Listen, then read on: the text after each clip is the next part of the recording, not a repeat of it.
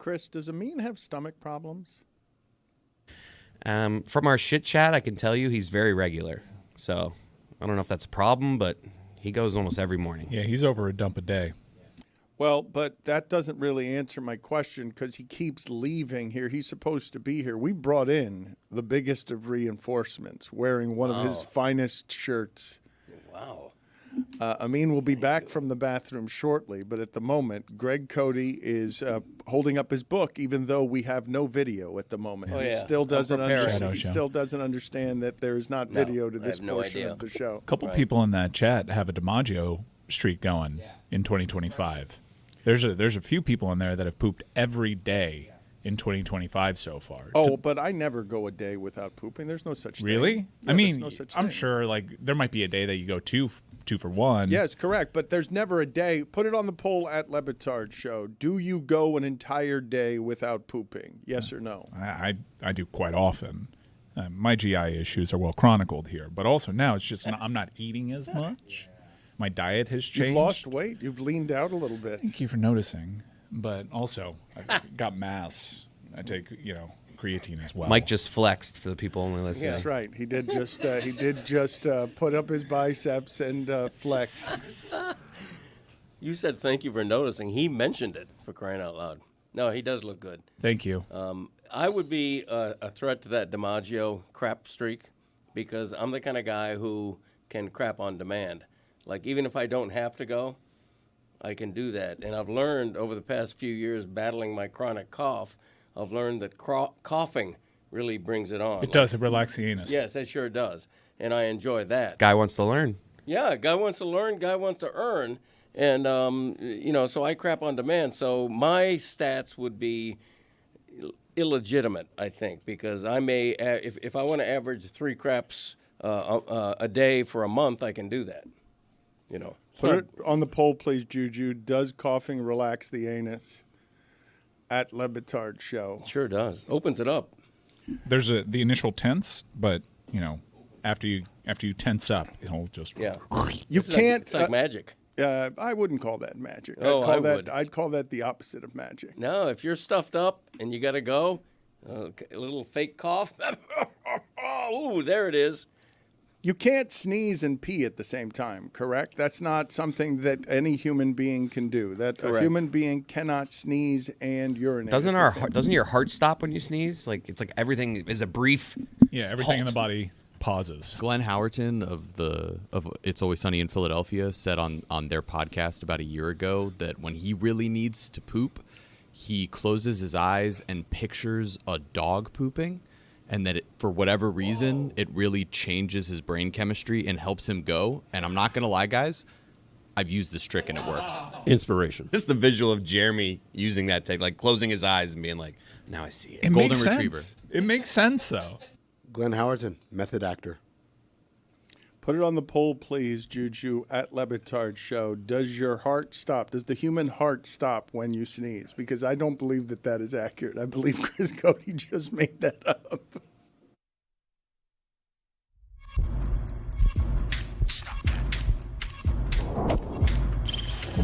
Stop that. Stop that. Stop that. I hear him chat to the noise, move too quick, can't stop for the talking. I hear him chat with the walking. Just too sharp with the prize. White girls let it tell me I'm awesome, yeah. Hot like fire on the pan. If you wanna touch my please use caution. Cold like 0 degrees. I'm out the cage, gotta let out the beast. Revolutionary, gotta let out the streets. Locked in a cage, I'ma let out the sheets. We came for one man, forget my peace. We take the west side, take on the east. I'ma put him in the cage, never let out the. I hear him chat to the noise, move too quick, can't stop for the talking. I hear him chat with the boys, not so tough, but mans keep walking, yeah. Just too sharp with the prize, white girls, let it tell me I'm awesome, yeah. Hot like fire on the pan. If you wanna touch my please use caution. Stop that. Stop that. Stop that. I have some sound that I want to play for you of Stephen A. Smith lecturing LeBron James in a way that you would if if a father were making a decision about his son that was sending him off to certain death, like whatever that decision was, that he was adamantly against. We'll get to that sound in a second. But I erred in not giving Amin enough room a couple of places yesterday, and one of them in his accusation that I am asterisk man. That because you volunteered one example of me being asterisk man, which is me saying that Saquon Barkley can't have Eric Dickerson's record or O.J. Simpson's record if it takes him more games to do it. If he's playing in more games, you accuse me of being asterisk man. How else am I asterisk man? Well, no. So it starts with, do you believe the term asterisk man to be a pejorative? I think an asterisk is neutral. I don't think I that didn't it's say negative. asterisk. I'm saying the calling of you as Dan Le Batard is an asterisk man. Is that a pejorative to you? I'm fine with arriving in I think it's a pretty good description for me to be the guy who shows up and is like, well, hold on a second. Chris, do you think it's a pejorative? Super pejorative. All right. So then number 2 is, prior to Mark McGwire and Sammy Sosa and Barry Bonds, who was the all-time home run leader in a single season? It was Roger Maris, right? Well, was it? Was it? Because he did it in more games than Babe Ruth did. So 61 asterisk was how they had it. That was the HBO movie. It was Barry Pepper. Barry Pepper. Yeah, that's my guy. One of the grossest things I've ever seen in a movie when he like shows what's happening to his leg late in his career. It's like just like gross. Yeah. But the point being is, there was, Roger Maris broke this record that no one thought would be broken, and for the longest time, they would not allow Roger Maris, who they thought was beneath the honor of holding this record that the great Bambino held, right? So they had an asterisk on that for the longest time. And then finally, I think that's where the asterisk in sports was invented for its usage. Like, I think it's the spot that everyone points to and says that's the first time the asterisk was used to diminish someone's accomplishment. Right. And then eventually, baseball came to its senses like, look, this is the record. The seasons are this. We don't need an asterisk. We don't need a footnote. And then, obviously, other people came along and hit more than 61, and we don't put any asterisks on that. Barry Bonds, he did it with performance enhancers, as did McGwire, as did Sosa. Do we put asterisks next to them for their accomplishments? We don't. So Saquon Barkley merely, they said, hey, this is a season. Go out and rush however many yards or whatever. Obviously, he didn't break it, so it's kind of a moot point right now. But the point is, had he done it, he does not deserve an asterisk or I don't think or whatever, because these are the rules of engagement. But wait a minute. We've got it on Roger Maris. Roger Maris was your example. Roger Maris does have the asterisk. No, he doesn't. Anymore. No, it's not. They took it off. It's actually never been in the record books. It was just a societal thing. Also, I took a tour at Churchill Downs, and in the early 1900s, I believe there was a Kentucky Derby that had very few horses in it that everyone was actually trying to lose. Why? I don't recall. Let me get on that. Greg Cody of the Miami Herald is in with us on a Thursday. Stugotz is feeling beat up but confident as he heads into Radio Row. I'm enthusiastic about whatever he produces on Radio Row, but I thought it was super instructive yesterday, the different ways that Stugotz and Billy interpret the same experience at Radio Row, where Stugotz thinks he's the most reliable version of himself on Radio Row, and Billy says, no, that's an appearance by Lieutenant Full of Shit. Lieutenant of the Stugotz Army. He's not reliable. He's just at the Super Bowl. We've seen it before. He's just at the Super Bowl to shake hands, to slap people on the back, and to feel important about being Stugotz. It's his army. He's not even a general in it? He is not. It wouldn't make any sense for him to be the general of his own army. He can't be in charge of anything. What are you kidding me? You got to delegate. The army would march straight into a corner with its bayonets and stab itself in the face while trying to grab more money. It's not an army that would try to defeat anybody. It would just be an army that would try to accrue funds by illicit means. By the way, you're a little behind the times because of my instigation. About 5, 6, or 7 years ago, the NFL officially changed the name of it to Sad Radio Row. with a comma between the two sads. That is what I remember about that. Some of you may not remember that song on this show and song in general in sports media 20 years ago. Greg Cody was the singing sports writer on ESPN Radio. He had that lane to himself. It was not everyone else at that trough. He ran out of songs about a dozen songs in, and everything became row, row, row your boat. So, sad Radio Row, like everything, every song. He just ran out of songs after about a dozen songs. He stopped trying, not unlike with his Back in My Day. Right. Yeah, you run out of ideas. You know, I want to play the Sad Radio Row song, and I don't care. Like me, perhaps the song hasn't aged well. It's not very good. But it's a classic. I recall it as you stopped trying the moment that you descended into an assortment of songs that were row, row, row your boat, that made it clear that you weren't doing any prep on the songs for Sunday morning. I think you're maligning me. The 1891 Kentucky Derby was the slowest Kentucky Derby of all time. Each rider was under orders to stay off the lead until the final stretch. There were only 4 horses. Thank you. 4 horsemen. I knew that was coming. He's fairly useless in that regard. Anytime he's got a Tourette's now. It is, Roy, you're laughing at it, but it is Kornheiser's sense of humor for 20 years, okay? Is someone says they vacationed in Rome and he goes, Jim Rome. And that's it. It's all he's got. It's valuable information. Jeremy, can you help me with something since we're correcting things and adding nuance and asterisks? I said the other day that there was a position in royalty in which a person would stand next to the royal and absorb criticism and blame for their farts.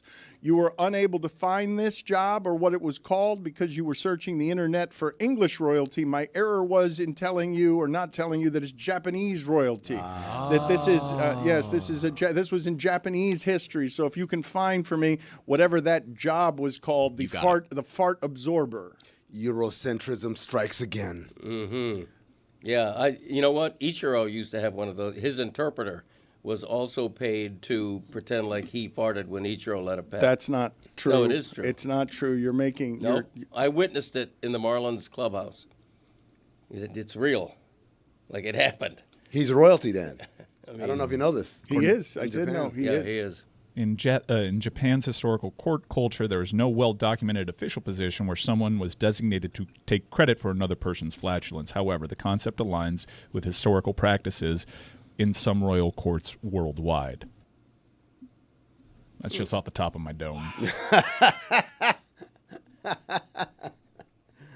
Go ahead. But it appears to be more of a legend than truth. Go ahead and play it, Chris. Sad Radio Row, row, row your beat, opining about your team. Merrily, merrily talk up the game, enough to make listeners scream. At the Super Bowl site, local radio stations pontificate and preen. Will Manning get sacked? Hey, both coaches are black, till somebody ruptures the spleen. Along Radio Row, many wonderful sights may be witnessed behind the scene. Like Tony Saragusa stealing pastry and eating so much that witnesses vomit and scream. Airtime is scarce, and so scheduling guests is not as smooth as it seems. That's why the singing sports writer from the Herald gets bumped by Larry Fitzgerald. Get sad Radio Row, grabbing guests to join in the fun. Hey, there's Hank Goldberg with Weird Charlie Bricker. Somebody hand me a... Faded out there. I thought that it was like, Couldn't tell what was coming. Good job. It was a great fade out. It was clearly a bun. Someone hand me a bun. We were eating at the Super Bowl. Different times. Serious. it's like, let me fade that out a little bit. There wasn't gun violence way back in the early 2000s. I thought he was going to hand me my son. He's looking for Chris. There you go. Paul George is saying he is wondering why it is that Indiana is so salty about him leaving for the right reasons, and he's saying he hasn't even gotten a tribute video. And I'm wondering what the line is on tribute video, and is it Paul George? I'm asking. I'm not condemning Paul George as a player. I'm just simply asking, what's the line on returning tribute video where you're like, you know what? I don't think that requires an honor. I just like the idea that would be a complaint. A complaint maybe at the time, his first time coming back with Oklahoma City, back to Indiana, and say, hey, I did a lot for this franchise. You say, hey, man, I think I deserved it. I earned it. It's all right. Like, that's okay. But wasn't it a situation where he kind of he forced his way out? Forced his way out. Okay, so then at that point, you just have to basically say, you know what? We got to wait until the end of my career, and then I'll come back and I'll have a hero's welcome. But you'll have his jersey retired, right? I believe so. I think he did a lot for that organization, and especially an organization. It's not like it's got a rich history of championships outside of the ABA. So he definitely deserves to be honored, but to bring it up midway through his career, like as he's actively playing, is just such an odd thing. But then again, he has a podcast. Sometimes you need the fill, right? Well, he says it sucks that he's never gotten a tribute video, and he clearly feels he's the one making this a topic because literally no one but him is thinking about it. It's not something that anyone is giving any consideration. He's noticing it, he's volunteering it, and I'm asking, what's the line on this? I know Miami's going to get made fun of when they celebrate Udonis Haslem this way. Like, however it is that they decide to celebrate Udonis Haslem, because it's something they've been trafficking on for about 10 years. They already did, right? They retired his jersey. They're just going to keep doing it, though. Yeah, he's going to get a statue. I think people get it with UD just because of the culture stuff and all that. But I also think there's a generational divide.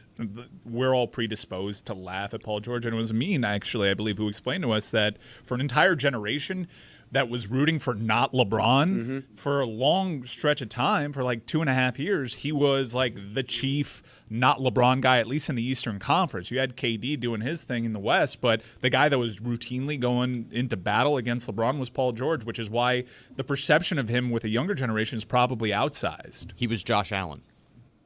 Pretty much. He was our Josh Allen, our shining prince of a Josh Allen. Good, but not good enough. I think he deserves a video, not a statue, but the Basketball Hall of Fame door is very wide. Everybody gets in. So he's a Hall of Famer, right? We agree on that? He's a future Hall of Famer. If we agree, and if he is associated with Indiana, if that's the franchise you think of when you think of Paul George, then that certifies him as deserving, not a statue, but he's now 3 teams removed. I think the bigger thing for me is, like, he'll get whatever honoring. It's just not going to happen while you're active, my man. Like Mike said, those active memorials that we get is typically beloved player who finally moves on gracefully to another place. Not get me the hell out of here. This place isn't good enough. That guy doesn't get the memorial service or the remembering fondly while they're still actively playing. But that's an artificial rule, right? I mean, I agree that that's the modus operandi, but I think, for example, you should be letting the Hall of Fame as an active player if you're going to make it 5 years after retirement. That's another artificial rule. If you're a Peyton Manning at the end of his career, why not let an active player get that Hall of Fame honor while he's still playing? Because when we play the video at the Hall of Fame, they want the video to be complete. What if you have an amazing, think of a Kobe Bryant. He had that 60-point game at the last game of his career. You don't want to have a Hall of Fame enshrinement for him and then leave off amazing things that happen after the enshrinement. The idea is that this is supposed to encapsulate your entire career. I think the opposite is more of a danger there. I think if you induct somebody into the Hall of Fame while they're still playing, and then they throw 40 interceptions or get into some off-field, nightmare, then that is something that makes you go, wow, maybe we should wait 5 years, At the height of their careers, would you rather have Paul George at his best or Sabonis and Oladipo? I think I'd rather have Sabonis and Oladipo. I think that Paul George is right about at the line of where it is we'll find the tribute video. I don't know where the line is. I'm asking you guys. I'm telling you it's going to be whatever Udonis Haslem gets next. That nationally, everyone's going to wonder if it's if it's a statue for Udonis Haslem, that's going to be something that people in Miami understand and no one else understands. No one else. Buddy Hield is higher on the three-pointers made list than Dirk Nowitzki. Yeah, man. That's what happens when every shot you take is a three-pointer. Well, I want to ask you guys about this because Adam Silver's now talking about making the quarters 10 minutes instead of 12 minutes. And if we keep making these adjustments for television, we're really going to distort all of these numbers even more. I don't know if the numbers matter to anyone listening to this anymore. We tend to obsess with the numbers in sports pretty frequently. But Asterisk Man is telling you that they need to matter. That you got to respect. Asterisk Man is here. Asterisk Man is here to tell you that you guys are bleeping with the numbers in a way that's not okay. I know you hate math, and I know that you occasionally, if you're Greg Cody, you don't want any more new information with your sports. Correct. None at all. You Right. don't want to add any learning to your sports experience. I mean, Dan, I'm looking at the top 50 and three-pointers made right now. They're all guys that played in the 21st century. Oh, yeah. Of course. There's an inherent asterisk with the eras. Yeah, like I think that's the thing. Unlike baseball, a sport that's very married to certain numbers, basketball is just basketball. Like Mike just pointed out, a great example is three-point shooting. Another one that I bring up is offensive rating. Did you know that like 45 of the top 50 best offenses of all time have happened since COVID? Like that's insane. Yeah. Where average teams in these last few years are among the top 50 of greatest all time. One of the great things about watching sports today is seeing how it distorts how dumb all the coaches were previously doing all of the math the incorrect way, like where it all on fourth down or throw the ball in the post for an inefficient shot. One of my favorite stats, I don't know where it is that you guys, what you guys have for favorite stats, but I'm pretty sure that Magic Johnson, his rookie season when he won the championship, I think that year he was either 0 for 16 from 3 or 1 for 16 from 3. Something totally absurd that he was able to play the game the way that we're no longer playing it.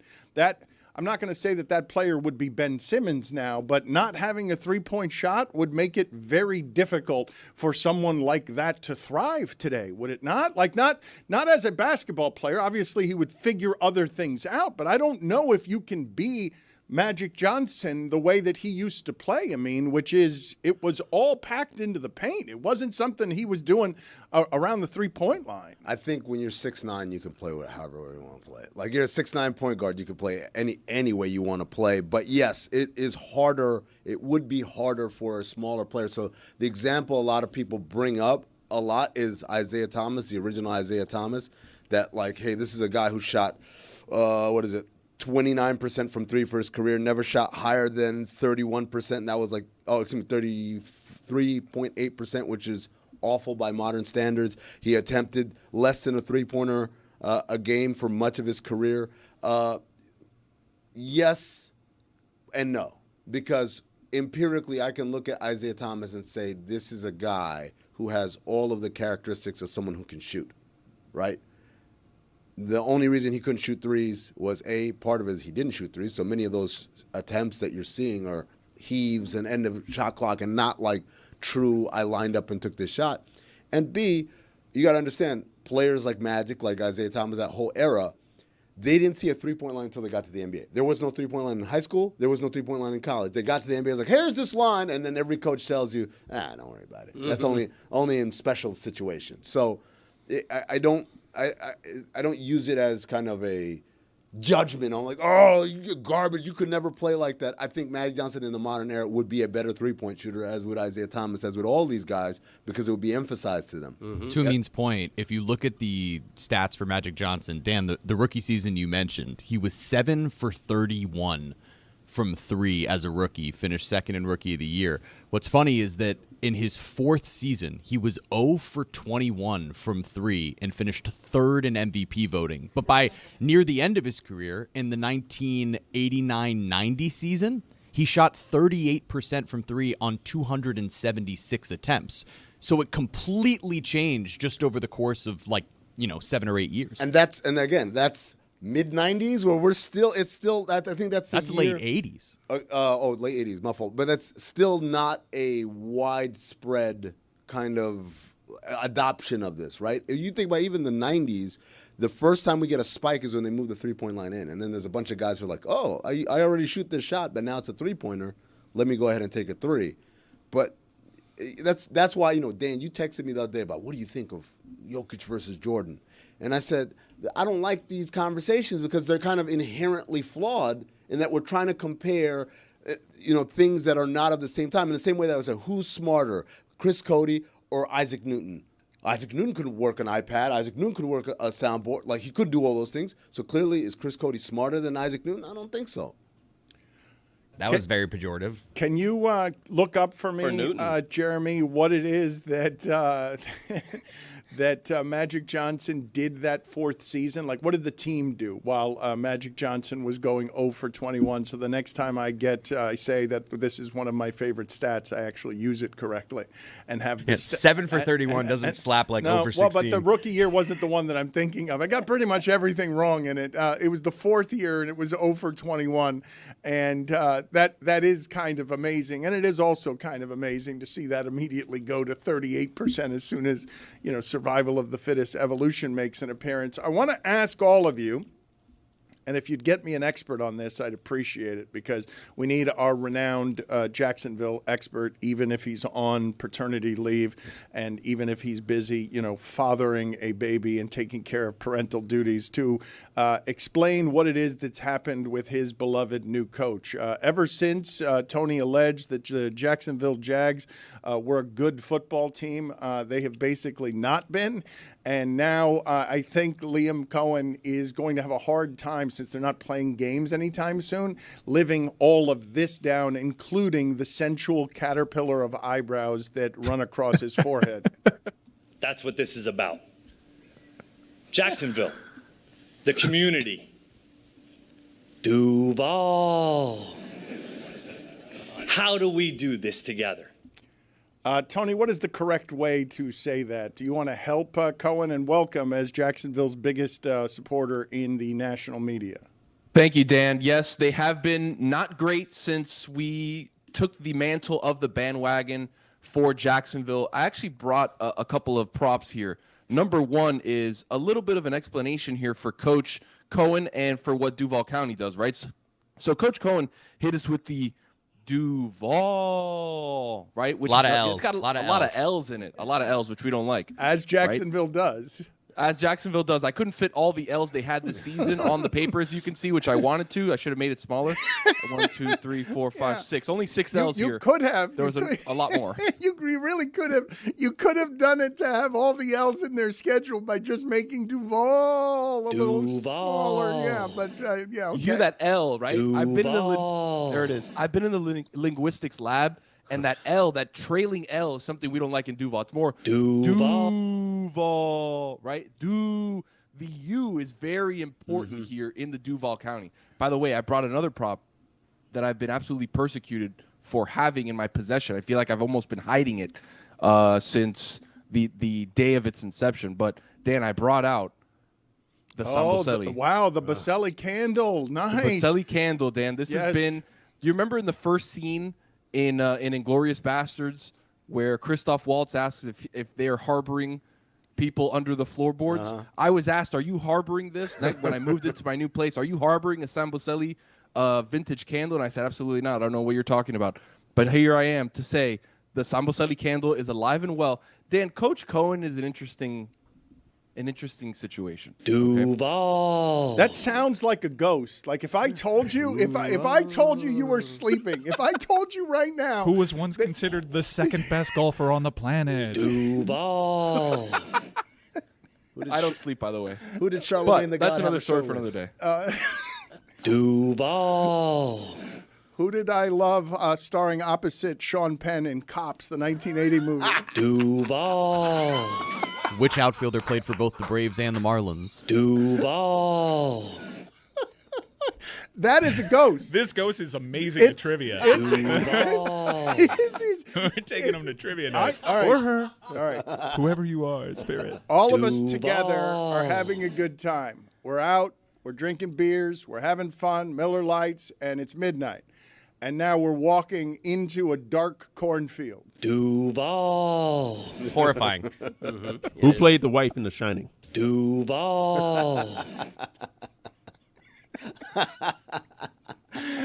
Tony, how is he going to live this down? What is going to happen?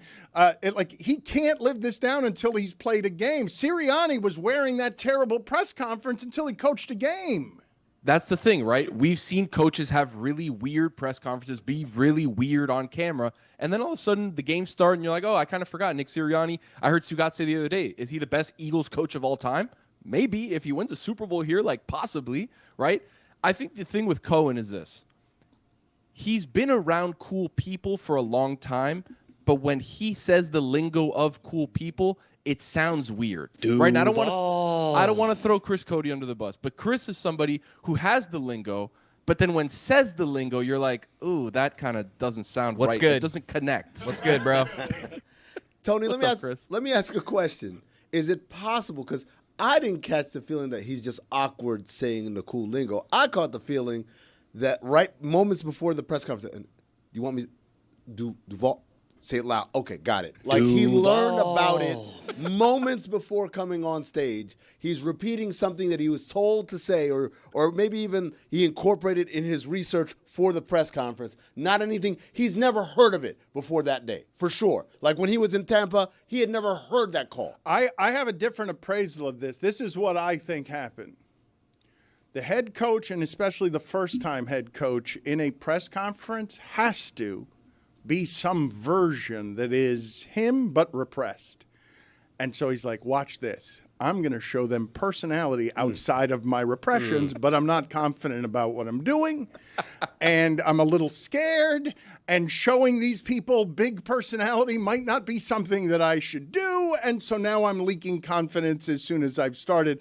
I didn't think that that was confident. I thought he was leaking confidence as he did this. I see in his eyebrows the fact that he doesn't know if he's saying it right. Duval. There's pride in those eyebrows. What are you talking about? Let's play it again. Let's. You guys tell me if there's pride in these eyebrows. Play it again for the people and watch again. I will tell you the audio of this is funny, but the video is funnier because of what his eyebrows are doing during the Duval. That's what this is about. Jacksonville, the community. Duval. See that little sway side to side is like, oh, I'm about to get him. He's crushing it. I'm about to get him with this one. They're not ready. First eyebrow is like, oh yeah, I'm going there. Second eyebrow is like, went there. You came with me. Look at that smirk. Yeah, I mean, Dan. Like, nailed it. That's the confidence that got him the job. Yeah, Duval. To Dan's point, though, there's a bit of a lip quiver when he says it. Watch his mouth and watch the lip quiver a little bit. Like, am I about to nail this or am I not about to nail this? Watch the mouth. Let's play it again and watch the mouth really quick. That's what this is about. Jacksonville, the community. Duval. That's not How confident. do we do this together? That I guarantee you, not only is it confidence, Tony, he didn't even know he messed up until after he got off the press conference podium. He was like, I killed it. Let me see what Twitter's. Oh, my God. He's like, you hear Oh, my my Duval? God. You hear my Duval? I crushed it. Like, that's how he walked off that stage. One last refresher, Tony, on the correct way to do this with your helpful video aid, please. Absolutely. So, again, Coach Cohn, Duval. Right? That's Duval. yeah, a lot of L's there. Hopefully not this season, but a lot of L's. You need Duval. I didn't add the as many A's and L's, but the U's are the most important here. You got to get the U's in, boys. That's it right there. And you made it right in that you said multiple A's, one L. If there's one letter that's going to get sacrificed here, it's going to be the L at the end. We don't take L's, baby. No L's in Duval. Excellent analysis. Worth you coming back from paternity leave. Thank you, Tony. Appreciate that you are forever a Jag off. Thank you, sir. The segment was fire. I want to backtrack a couple of weeks here. This has been a glaring omission by our show, and I'm embarrassed by it, especially here in the local hour.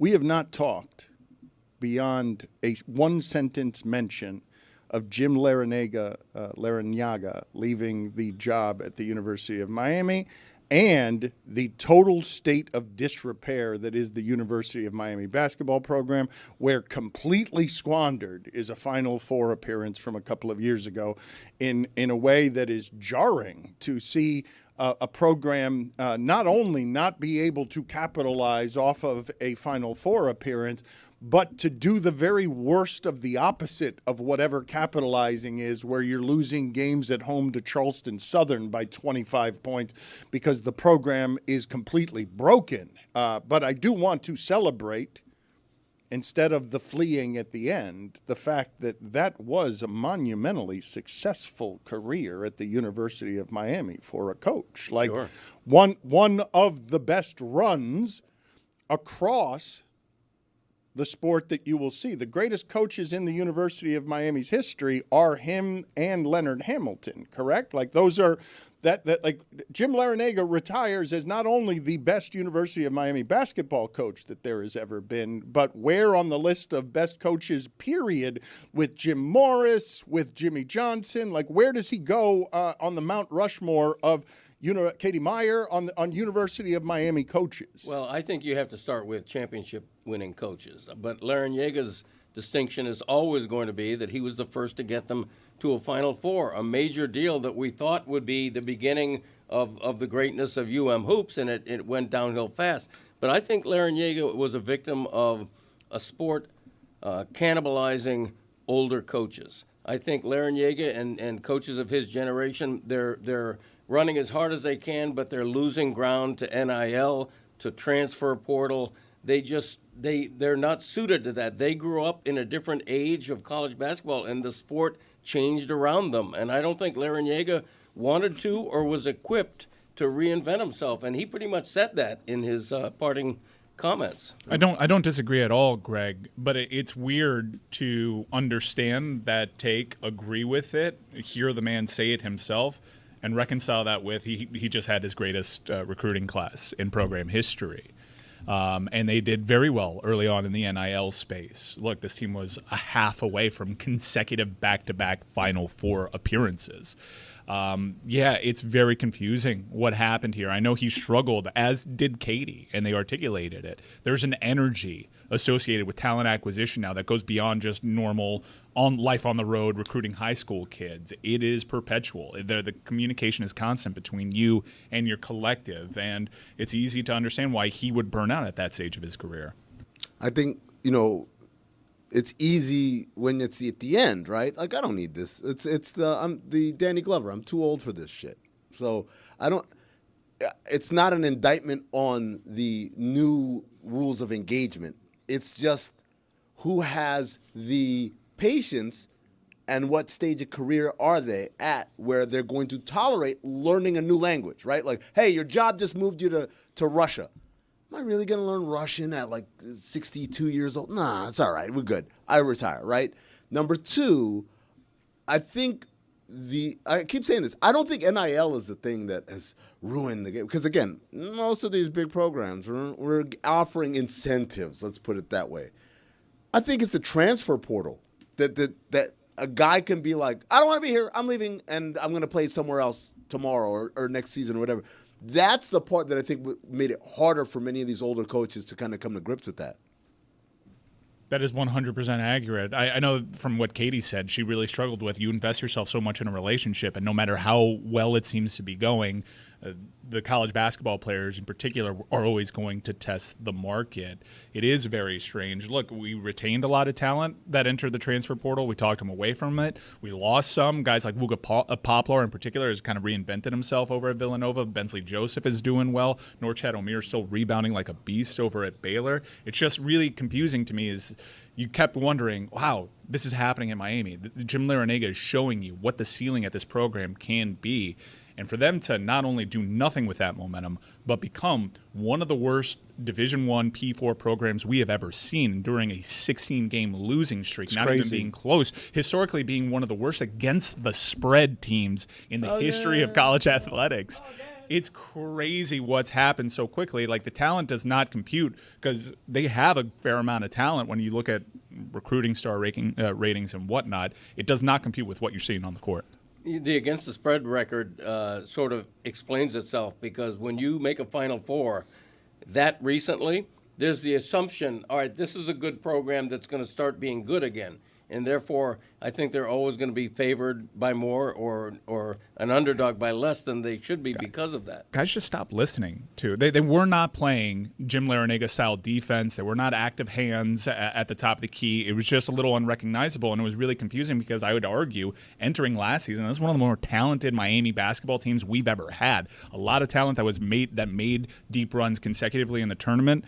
And with new talent that's now in the NBA, and George, who's in the Rising Stars game. It was very confusing. Love to have an honest conversation, like a truly honest conversation with these coaches on what it is that they're dealing with families and with teenagers now that they're more powerless than they've actually been because of the stuff that you're talking about. Like a truly honest conversation about what happens when it's teenagers and their families fighting over your money and you have no control over making anybody listen because there's nothing that you can do to exert power over somebody who's unhappy. They don't have to eat it anymore. It's not old coaches. It's not just old coaches. Sure, I want my coaches to connect across generations and cultures and everything else, but that has to be something that's hard for anyone who's in management right now trying to govern something that can't be governed. Guys, I just want to close this segment with an investigation that I've had pending. I'm here to argue that Liam Cohen's always been cringy, and we're just catching on to it because this is the first time that you've seen him speak.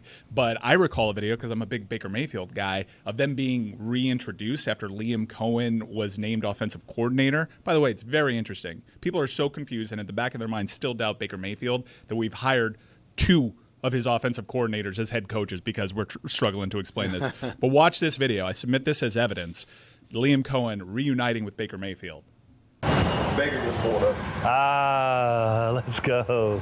What up, though? Hey, I had to do something light, you know. Oh, no. Dude, man. All right, bro.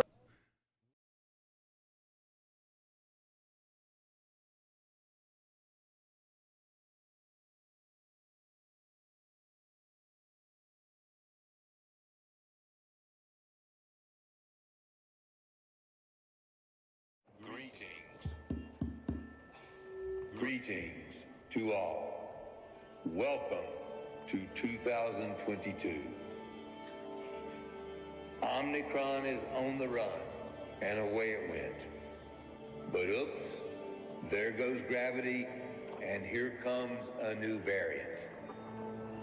Omaha, Corona, Hut 1, Hut 2, nothing infects the Super Bowl, and nothing stops football.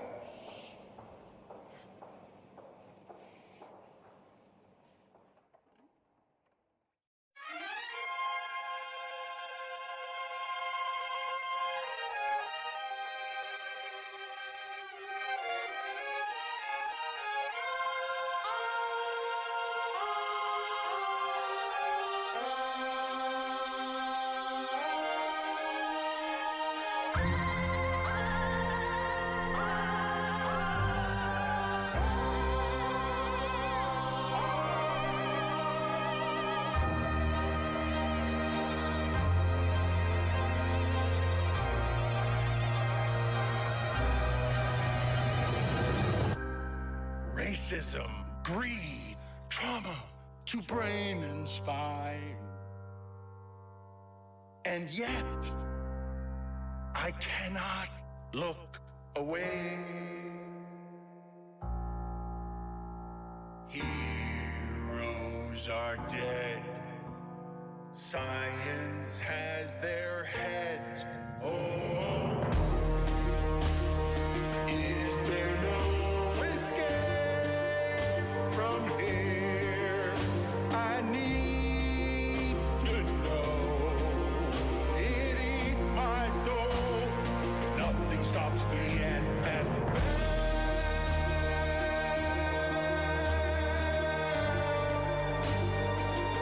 Is this heaven or hell? I can't tell. It's human cockfighting. CTE prayer circles. They blackball the blackballer. They tried to end racism by stenciling it in the end zone. Billionaire boys using millionaires as toys. It's all immoral, all unethical. Ooh, the witching hour. Nothing stops the NFL.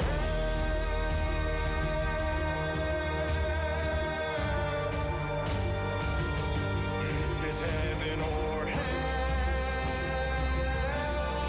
I can't tell. It's Urban and Snyder and Flores and Gruden, but Kyler, but Kelsey, but Cooper, but Canty. It's cheating and tanking and bounties and banking,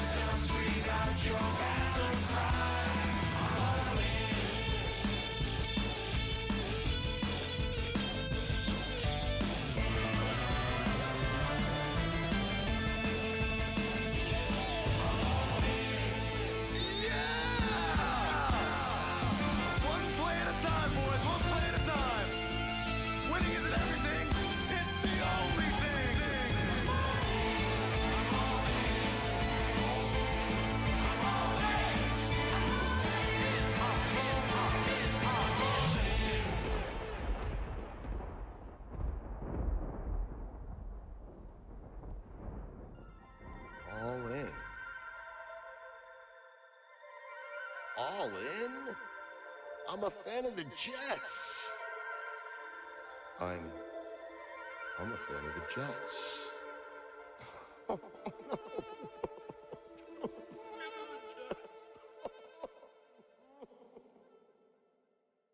The Jets.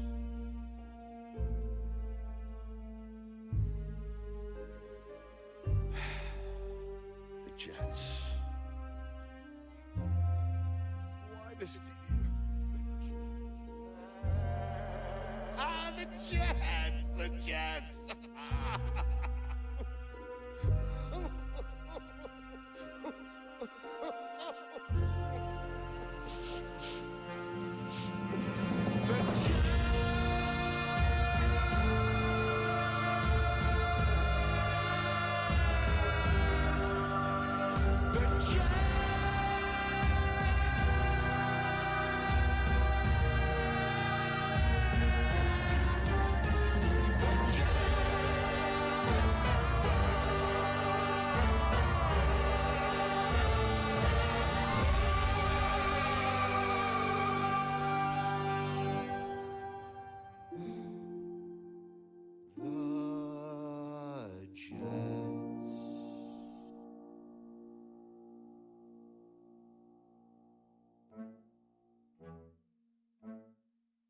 Stugots, what's the matter, buddy? I mean, Greg, just one time. I mean, 40 years I've been rooting for this team, and just one time I wanted my team to play in that big game in that beautiful dome in Los Angeles. Dome? What about the elements? Back in my day, we didn't play in a dome. Let me tell you, back in my day, we considered football to be an honorable game. We didn't have to pass the ball every single play, and that's how we did it back in my day. It's the cold in December and sweltering two-a-days. It's embracing occasional punts, and don't get me started on instant replay. Now we're cooking with gas. Watch out! I'm not done, by the way. Let me tell you, back in my day, there was no showboating. We respected the game. We sat on a stoop and let the radio play, 'cause that's how we did it back in my day. It's the wishbone I wish for. It's a toss to Red Grange. It's a first down without a taunt. Playing the game the right way. Whoa! No retractable ruse. I'm talking frozen tundras.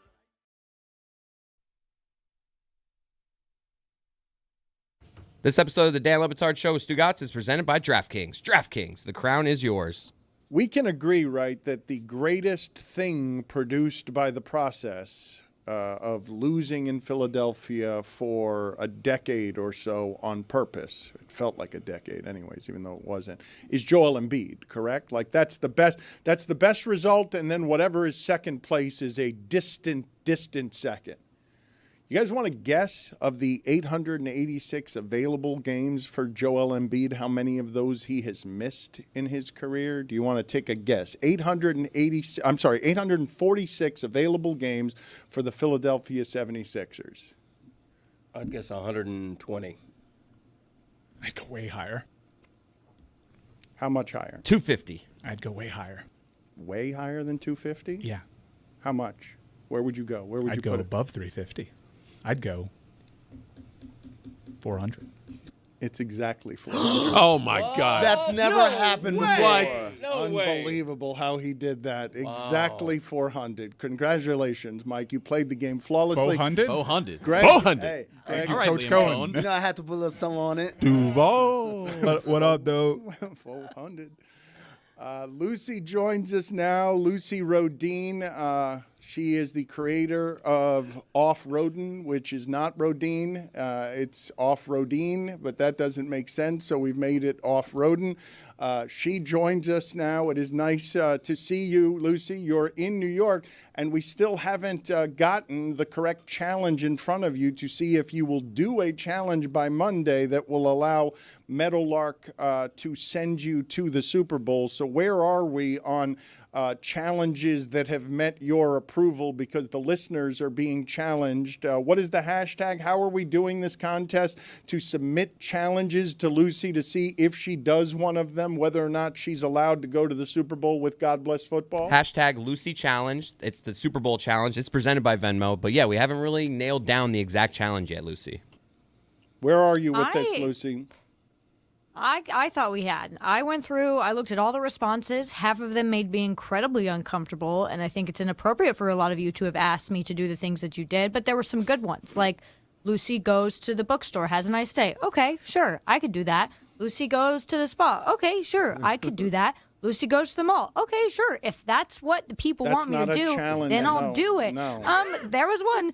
Dan pays off Lucy's student loans. Okay, sure. I'm fine with that. That seems like a good challenge. People are giving good ideas, and then I bring them to you all, and then you get mad at me because you don't like the ideas that have been given. Not my fault. How about Lucy reads Stugotz' book live on YouTube? All right. I love that one. I think that's a good one. And it's like a low lift, no? No, that's a lot. That's a lot of reading. You're going to spend hours and hours doing that. I like how Lucy does that, though, in her casual, laissez-faire way. Not my fault. It is 100% your fault. Like you're choosing. You're choosing the ones that aren't challenges or punishments. You're not choosing the ones that would be somewhat arduous because they've got to be a challenge in order for you to go there. We're not just going to pay for a trip for you to go to the Super Bowl and give you another bonus before that by having a lovely day at the spa. If I go to the bookstore, then I have to walk to the bookstore, cold outside. What if they don't have the book I want? That's a problem. There's so many things that could go wrong going to the bookstore that it's honestly kind of even reckless and dangerous for you to ask me to do anything, but I'll settle for going to the bookstore. I wonder if the people listening to this have the ability in the modern age to even find a bookstore. Like not using any computer equipment. Just you have to go find one. We used to have one on Miami Beach. It's no longer there. It's one of the most culturally symbolic things I can say about Miami Beach, that it doesn't have a bookstore. Put it on the poll, please, at Le Batard Show. Could you find your local bookstore without the help of your phone? Because there aren't the books. Like, wait, are you asking if people can just wander around and find a bookstore? No, I'm saying, do you know where your local bookstore is? Because so many of them are closing. Right. Because where your local bookstore used to be is not where it is anymore. Because all over since the pandemic, all I see more than anything is quarantine buildings and empty offices. While I appreciate the point you're trying to make, I don't think you're making it in a correct way. Because if I could say the same things, like, could you find your local dry cleaner without the use of your phone? I don't know where a dry cleaner is. Well, I don't know how anybody found anything like before the phone. I don't know how people found each other outside of a stadium. The phone book. When they were when they were lost and didn't have cell phones. I don't have any grasp. You said we're going to meet in front of the statue, and then you just waited by the statue. And if they didn't show up within like 20 minutes, you would think, well, let me call, let me get a payphone and call. Did Greg leave the house? Yeah, he left an hour ago. All right, okay. Yeah, that's where that was it. I, by the way, still have a B&N in my neighborhood, a Barnes & Noble. Oh, yeah, that's what they call it. I go there a lot. I haunt the place. And, of course, Books and Books in Coral Gables is a legendary local bookstore that carries the Back in My Day book, by the way. Oh. So how about that? You only said all of that so that you could get there at the end. You had no other goal when you started all of what you were saying than to get to the promotion of your book. Yes. Speaking of the promotion of the book, my favorite part is that Greg has the book propped upright in order to be like product placement, except it is completely not in your shot, Greg.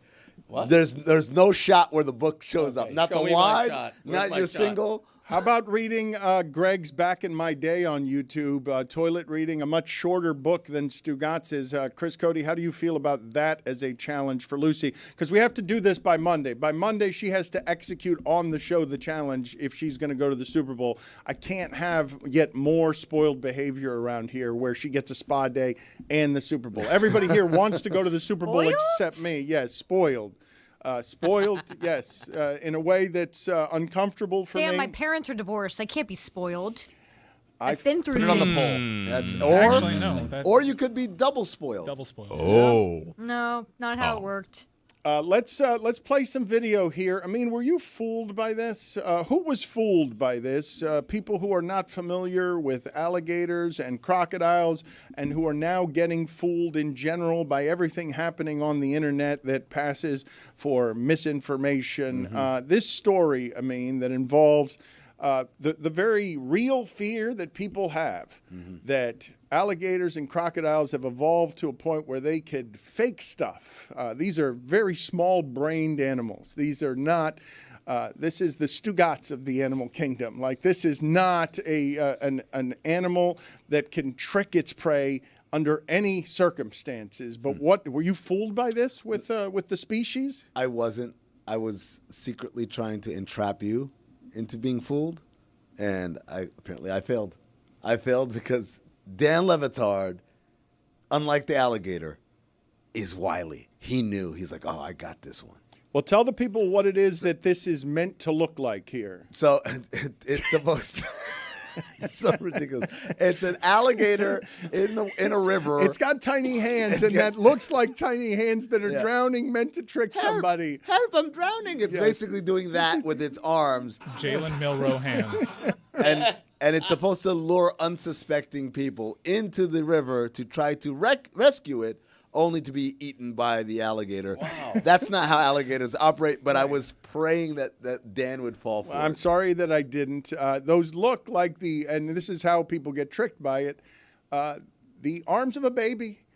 It doesn't even look like the arms of a crocodile that is drowning. It is toddler arms, and then you jump in, and next thing you know, you're being eaten. Yeah, those are the arms of me reaching for a check after dinner. I would identify that as alligator arms and still swim out there to save the gator. I don't agree. It's. I think he gets points for accuracy because his arms. I've seen his arms become that small when the check comes my entire life. Like the next check that Greg Cody picks up will be the first. I have thousands of dollars spent at Sweet Tomatoes. He does that with me even at bowling. You'd think, like, in this hierarchy, he's supposed to pay for shit, no? At bowling, he's always like, you got these beers? Good. Dude, like, I just pick up the tabs. Anytime I do anything with my father that requires money being spent, he doesn't even reach. He just walks away. Yeah. He just wanders away. That's the play, is to time your bathroom break when you think the check's about to arrive. Are Chris and Greg the only bowlers that we have among us? Lucy, are you a bowler? When was the last time that you bowled? Oh, am I still a part of this segment? We just went to alligators out of the blue. I don't know what happened there. What was that thing that you were saying about divorce? Yeah, look, it makes you a little cranky. I'm not much of a bowler. I don't know. I wonder why I didn't go to you. Bowling is really listen. You just cut me off, and I had another good point. Now I forgot it. No, just kidding. I didn't. I think bowling is really expensive in Miami. Like, I remember Taylor was telling me that if you wanted to go bowl downtown, it was like $100. Okay. Well, it's a rave. No, yeah, that's a problem. He's talking about a very specific bowling establishment that is not far from our studio, but it is not it's not where Greg and Chris are going. This is like Miami's answer to, like, you ever wanted to bowl with beautiful people while music pulsates and the lights are low? And that is not where the Codys are bowling. No, we bowl in a real bowling alley. Yeah. You know, real lanes. You got the shirts? Yeah, no, but, you know. Lucy, why are you looking with the face as if a boulder is rolling toward you and there's no escape? Bowler. I'm just confused by the idea of a bowling rave. I would like more details if anyone has them. There's a DJ in there. There's a DJ. Ew. I've had enough of DJs lately. Whoa. I've had enough. You are blaspheming against the musical drug culture that permeates our entire society. All of this music that's only good if you're using drugs. Drugs? What do you? How dare you disrespect the entire Miami music economy? I'm sorry. I don't know. It should be. By the way, Thanks, Craig. when we talked about alligators, it reminded me of something. Yeah. I have a challenge suggestion for Lucy. All right, you mentioned walking through a mall. You would do that. Everybody loves a mall. I suggest you walk through a mall dressed like an iguanodon, which is an upright walking dinosaur that's just a little bit bigger than a human being. Like 8 feet, 9 feet. What are you tall. doing? What in the What world? are you doing? No. Let's follow him. Let's hear him out. Go ahead, Greg. I Okay. have questions. Yeah. How does one dress up as that? Like, Oh. is there like a costume? Do I like? You go on Just Amazon like right. You buy- go on Amazon right now. You Google iguanodon, and it'll be What is on your doorstep. what is an iguanodon? Explain this. This is something between an iguana and a dinosaur that walks like a human. It's walks upright. It's roughly human sized. Yeah. If you've ever watched Disney's Dinosaur, the family that they focus on are iguanodons. But where did this come from? Where in your I'm mind? following. We were talking about just because you bowling. guys are embarrassing yourselves with your lack of dinosaur knowledge doesn't mean Greg's not making a great point. This is one of my Okay. favorite segments ever. Listen, initially I was thinking of Lucy dressed as a Stegosaurus, but that would require her to be on all fours. Yeah. And move as if she were an antelope or something. Inconvenient. Yeah, very inconvenient. An iguanodon, you get to walk upright. Upright. You're walking proud through the mall. Good posture. Hey, look at that dinosaur. Hey. Waves back. Yes. Put it on the poll, please, Juju. Do you know what an iguanodon is? Because I do not. Is there any more information that you wish to give me on this creature that would explain to us a little better how it is that you arrived here? I'm Googling right now to see if I can get an iguanodon on Amazon. You've Hang on explained just a it pretty well, but I'm imagining an iguana that sort of runs a crime family of iguanas and is the Don. Like, that's what I'm imagining. That's also what I thought. I'm going to make Lucy an offer she can't refuse. That's Also, it's really cold in here. That's right. Collect a prehistoric life iguanodon vinyl toy. Oh, that's a toy. We don't want that. No, we want the real thing. It's only $1,000 too. Yeah, it's on the screen and it's wearing a hat. Like you guys are making it a full human. You're making it a full human being. I still don't understand, Greg, how you ended up there. Like why and how did you end up there? You seem to think it's totally logical. Can you explain to us how your mind works? Because I'm trying to think, what is an upright walking dinosaur that's roughly the size of a human being? There you go. Lucy, when you see that picture of an iguanodon, would you accept that as a challenge and walk through a mall like that? It's a lesser-known dinosaur. I could make it work.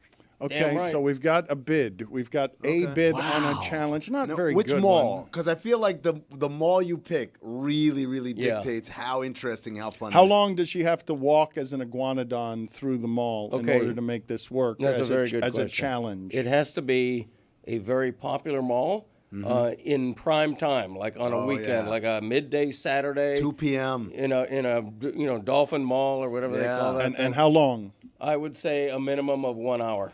Okay. How do you feel, Lucy, about Jeremy revealing the other day that sometimes he will just wander around the mall as an exercise to meet people because he wants human contact? He wants. Wow. Creep. I just like talking to people. I like going into stores and talking to salespeople and purchasing things. Being And then, hey, how's your day going? Friendly, being social. You having a good day? He's not bringing negativity and Thank you so much acid for helping me to with the this. relationship. Your picture is posted all over that mall. Absolutely. I'm calling the authorities. What are your thoughts there, Lucy? Are you judging that, or are you saying good for Jeremy, let him live his freest life? I'm judging you because you made it sound like Jeremy's at the mall going up to people and be like, "Hi, my name's Jeremy. You want to be my friend?" Which That is what he's I doing. cannot judge. It is what he's because doing. Thank you, He's like Lucy. going up and talking to salespeople. That's completely different. I cannot judge that because when I lived in Miami and I couldn't make friends, I got so desperate at a point that I was going up to people on the street asking them to be my friend. Yeah, you were dating friends on the internet. Yes, just Not well. That was a time, right? Yes, it was not well. Had none. Didn't work. No law, get it? Before we get you out of here, what do you have for us on Jim Knowles? We've been talking about a variety of college sports upheaval. What do you have? What are your thoughts there? Honestly, good for Penn State. We saw last year that Penn State really made some.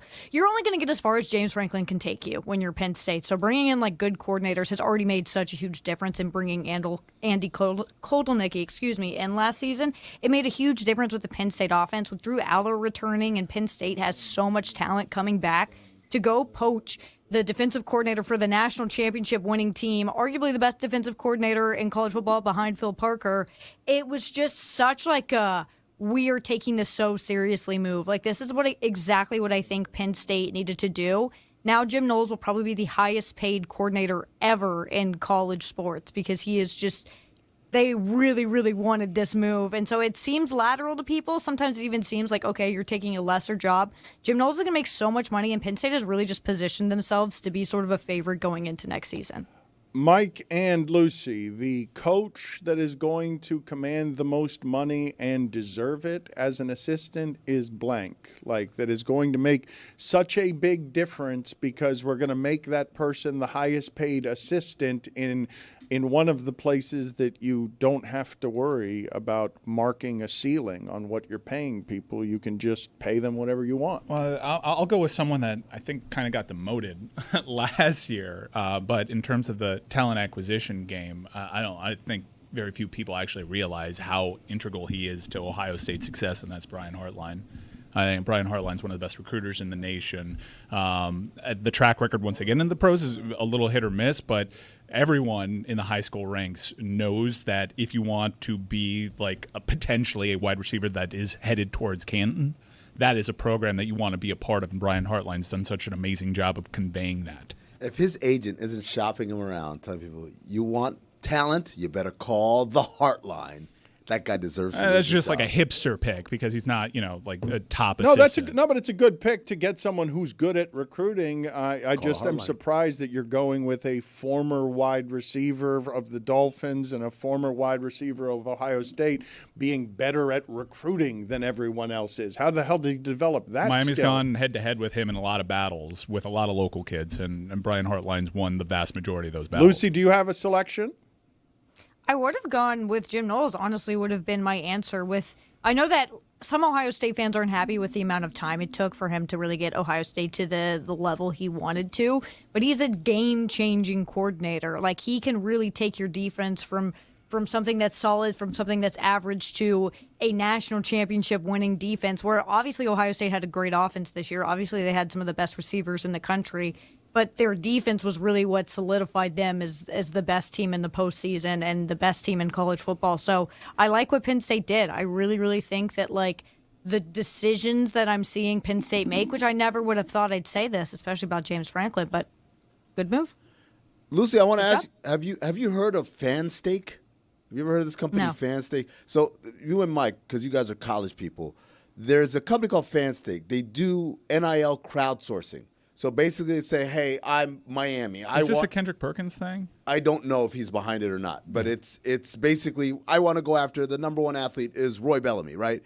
And so, congratulations! I create a crowdsourcing thing where all the fans can go out there through $5, $10, whatever it is that they can put in, and then if Roy Bellamy ends up committing to Miami, he gets that money that all these people pledged. But if he doesn't, the money's released back to the people who donated, and I'm assuming the company makes money by taking like a transaction fee or a cut of the play. I think Kendrick Perkins had something that was adjacent to the space, but he's not with FanStake. I need more data on it. On the surface, it seems like a pretty novel concept, but I can also understand how certain kids would kind of feel take advantage of. To me, it kind of feels a little bit like the boy bands that always complained about their management. A little bit like, hey, we made it, and then you have like this percentage, it's unfair. So there's a lot of hits and misses, but I'd like to see it play out a little bit more. It sounds like a GoFundMe page for college sports. Yeah, I mean, it's in essence it is, but also it's a way for fans to be like, no, I directly contributed to why this guy is coming in our school, as opposed to just hoping our NIL collective gets it done. Lucy? I don't love it. I think kind of one of my more people might not agree with takes with NIL is I kind of hate that the responsibility has come onto the fans. I will never donate to Iowa's NIL. I'm just not going to do that. I think there are better things I can give my money to. And I don't like, especially when like you'll have coaches come out after a bad loss. I know Mark Stoops did this at Kentucky and be like, oh, well, you want us to win. It's your responsibility to do that. And I think a service like this kind of pushes that narrative that, like, if I want my favorite team to win a national championship game, I have to go give them money. I kind of hate that a lot because I think that especially college football, where most of the fan bases aren't these big, major cities, they're small Midwestern areas, the South, like it's not super wealthy areas, to ask that the fans fund these teams like really actively hate. So I don't love that. I think it's like a nifty idea. I would never participate in it. And I think that it does sort of spread this kind of idea that like you have to give money to your team when a lot of fans are already giving money to their team. They're already buying merch. They're already buying season tickets. They're already going to games. Like, you guys are bleeding us dry. I wholeheartedly agree with Lucy, and I say that as someone that has the season tickets, has the merch, and also contributes to the NIL collective. Like, I thought that things might change with rev share. It hasn't. And quite honestly, you have people in positions of power in college athletics, be it administrators or college coaches, make these demands, but they are not actually contributing to this pot. Their salaries are not going down. The game has changed. The labor is getting paid. You would think that the administrators and the coaches would feel that a little bit. Nope.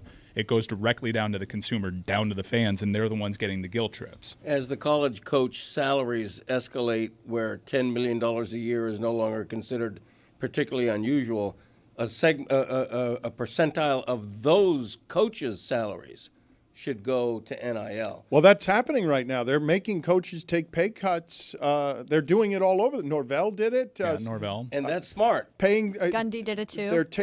He didn't win a game in the conference. He should give all his money back. But I think your larger point is they should be doing this as a default, not as like, oh, I won 2 games, I can't buyer's think, remorse. I honestly cannot think of a business plan anywhere that works this way, where the players are paid, but not by the colleges. Right. Like they're paid directly by the fans. Like, well, they're going to be paid by the colleges now with rev share, but it's not going to be equal to what they make off of it and the people that what are it's been is super weird to say, look, all right, we should pay players, and then go beg for it. Right. Like, you got us. We should indeed pay. You guys want to take care of this? It's like going to dinner with Greg.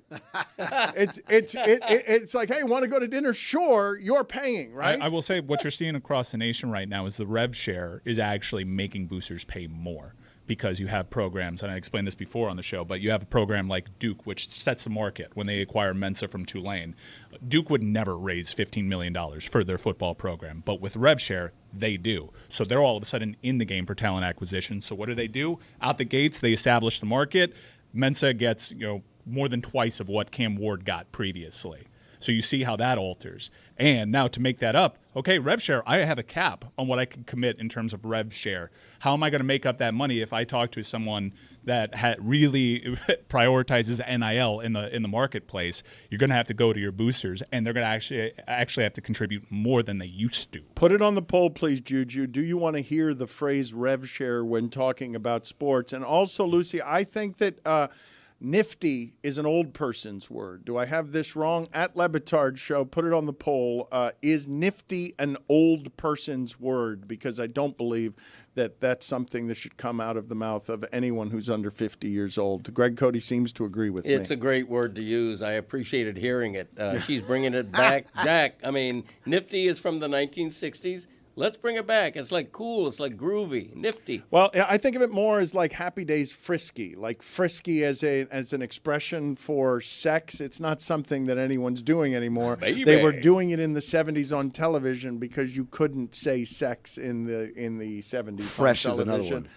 Are you getting fresh with me? That means my mother always used to say I like that. Fresh is a good one. Lucy, thank you for being on with us. We'll figure out this challenge. Right now, the highest bidder is Iguanodon walking through a mall for some reason for an hour. Hashtag Lucy Challenge is where you go anywhere on the internet if you want to submit over the next couple of days. We have to get this done by Monday. Thank you, Lucy.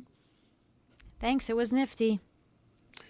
fresh. She's getting fresh with you. I want to get to this sound from Stephen A. Smith, but before I do so, did you guys have any thoughts on Bill Belichick saying that they should rename the Lombardi Trophy maybe for Tom Brady? Yeah. That they should just rename it the Tom Brady Trophy? Well, when I first heard about it, I thought it was just such a spectacularly dumb idea. And then, to Bill's credit, I heard later that he was just, quote-unquote, joking. He was kidding. Yeah, I'm about to say, if it's sincere, it's too little too late, Bill. You can't come in now and try to make things right. He's saying his point is players win, coaches do not win.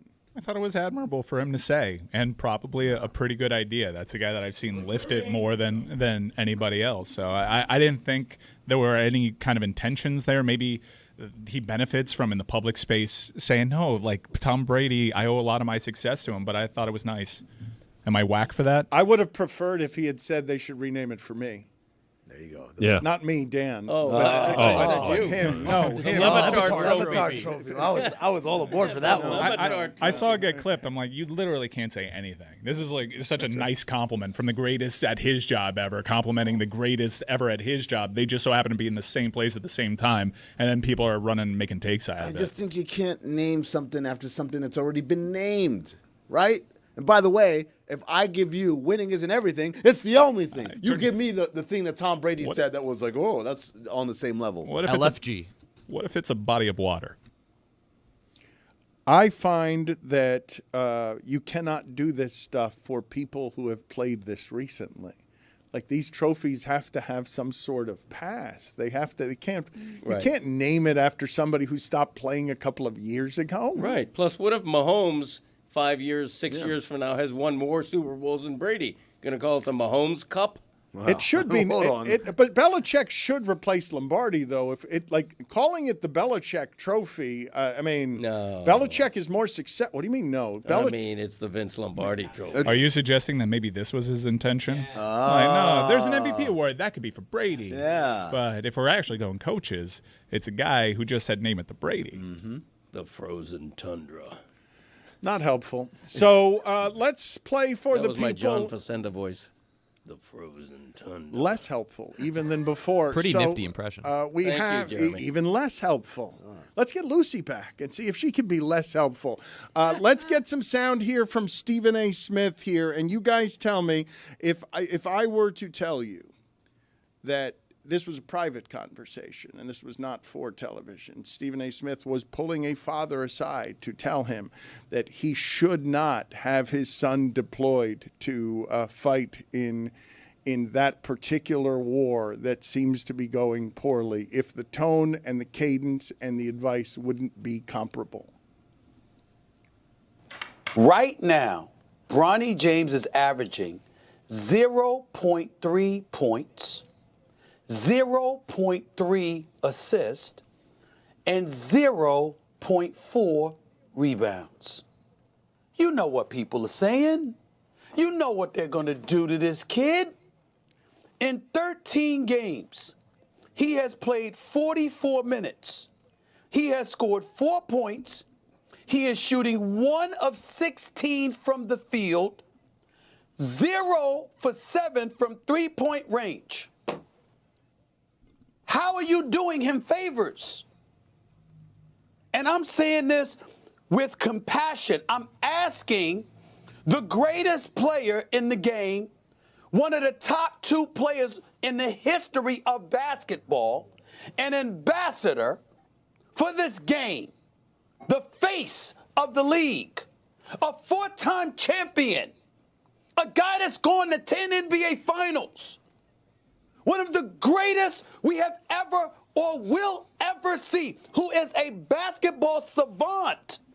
You know what these numbers mean. You know what it's going to do to your son, to people who are missing out on opportunities, that are busting their tail on other NBA teams in the G League, in Europe, and everywhere else, what kind of opportunity they're starving for. You're exposing your son like this? I love the Stephen A. crutch. I don't know if you guys ever noticed this. When he's making a take, is to just start naming things off a resume. He loves going to that. Like, if you talk about LeBron James, the point he's trying to make, he has to, like, take a sidetrack to remind you. 17-time All-Star, 22-time this, that. Like, none of these things support his point or further his point in any way. They're just words to let him kind of think of some other stuff. Why is Mad Dog so yellow in this clip? Can we put that back up there, please? Because this is jarring. He's listening the entire time, and I feel like we could have put a paper mache mannequin of Mad Dog up there because that lighting is so bad. It makes me. And he's think, doing a Zoolander face for some reason. Real. He looks like a Simpsons character.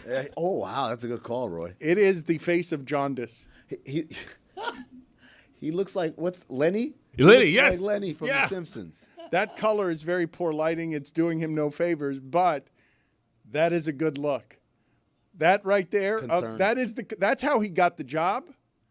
That is the reason that he is the giant that he is in the industry, why it is that he can share a space with Stephen A. Smith.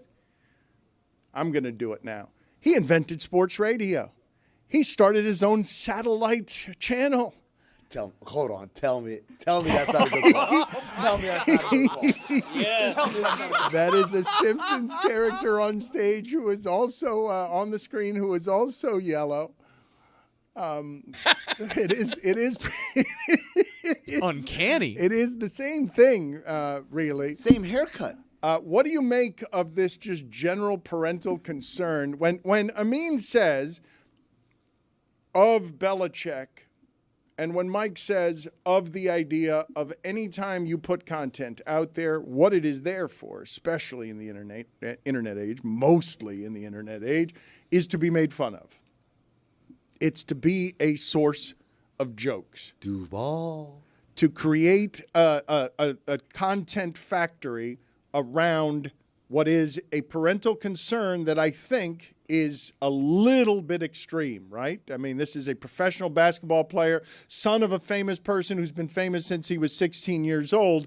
The level of concern, and furthermore, whatever you're thinking of his basketball talents in the G League, he's been better, correct? Like he's allowed to grow some, correct? Yeah, he just had a 30-point game in the G League. I think we all owe Bronny James an apology. Uh-oh. Just this is the other side of this. No, as media, as people who consume and cover basketball, he's the 55th pick.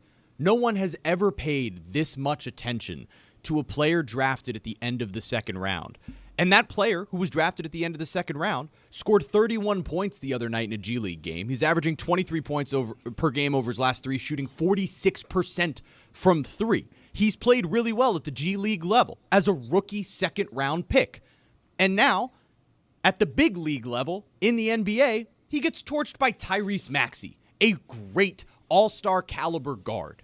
It's going to happen. No one's paying attention to the games where Pelle Larsson, a second-round pick for the Heat, has 3 fouls in the first minute and a half. But if it was Bronny, we would be losing our minds nationally. And I'm so frustrated on his behalf that he can't just start an NBA career the way that any other kid drafted in that spot would be able to. He works hard. I don't need Stephen A. Smith to tell me how to parent my son, okay?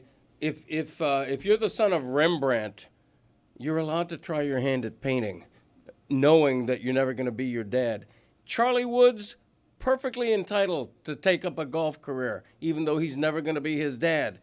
It's ridiculous to not allow Bronny to try to fly on his own. Well, hold on a second. We are allowing it, and there are a lot of stops between the parental concern that Stephen A. Smith creates performatively to create content around the guy that you're going to be talking about, and owing him an apology. There are a couple of exit ramps between those two things. I don't think I owe Bronny James an apology because he scored 30 in a G League game, but I do want to just address, this is just another way to talk about LeBron in a way that connects with audience, correct? It's a new way to talk about LeBron in a way that connects with your audience that has fathers in it, and now you can say, on behalf of fathers, you can have an interesting conversation about whether you're doing something good for your son or not by giving him a shortcut in a world that doesn't really allow those when it comes to roster spots very often. I think Jeremy made a good point in noting that he was drafted number 55.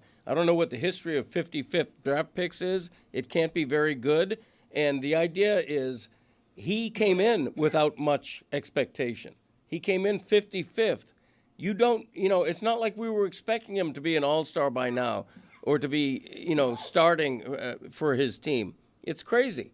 Let him fail. Let him. I mean, what's real here? What's true? What between the two spots? What is the accurate basketball appraisal? The accurate basketball appraisal is the same one it was before the draft. This is someone who right now is not an NBA player, would get very well serviced to have a couple of years of development somewhere in a controlled environment, and then in a few years he exhibits certain traits that maybe could be polished into a serviceable NBA rotation player. That day is not anywhere soon. And so when J.J. Redick says, I put him in a tough spot, I said, what's the spot? An NBA game? Because he looks like someone who's not an NBA player, because he's not. That's real. As Jeremy pointed out, he's played well in the G League. He's only played 3 G League games. He's only played 3 games. He's played 10 overall because there was like the tournament technically, and in that he wasn't as good as he's been in the last few games. I'm talking about just regular, and we're not talking about the showcase. We're just talking about, hey, I play for the team. These are my numbers. This is what I do. They've been good. And like in 3 games though, right? Like the idea that to me. And I can't speak as a parent. I'm just speaking as a basketball person. As a basketball person. You can speak as a parent. I can, but I don't want to do that, right? To me, that's the performative. This has nothing to do with LeBron as a parent, right? It has everything to do with if you want this player to get better, let him just stay in the G League. Do not have him coming up on road trips and stuff. Because here's the thing that a lot of people don't realize. NBA teams don't practice a whole lot.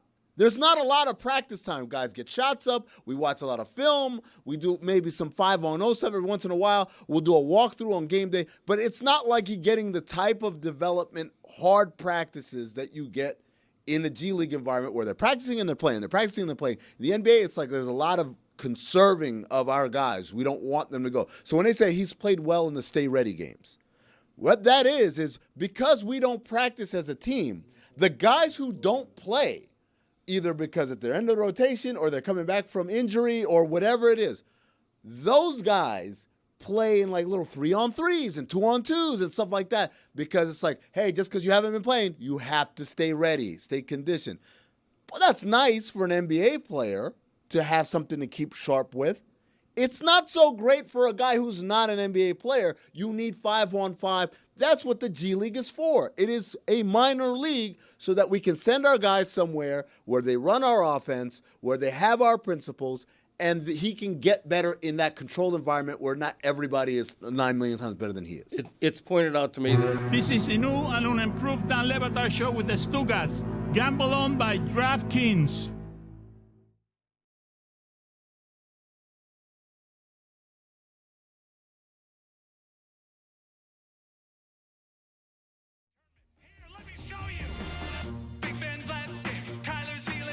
Upsets in Green Bay and in Tennessee. There's just no way Prescott's going to the ground. He slid 1 second too late, and they don't have a timeout. Josh Allen, Pat Mahomes, Arrowhead, become personal playgrounds. Too much time, 13 ticks. Holy shit, he's gonna do it all again. Do it all again. It's time for the playoffs. So grab a beer. I hope it's Miller Lite. It's time for the playoffs. The playoffs. It's time for the good stuff. Where every game comes down to guys who kick. It's time for the playoffs. The playoffs.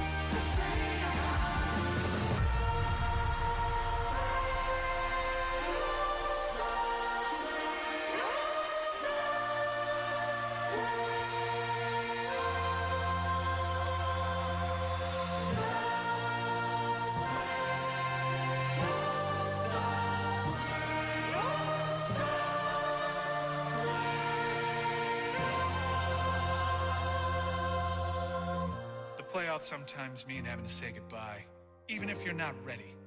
careers wind to an end, mantles taken, last chapters written.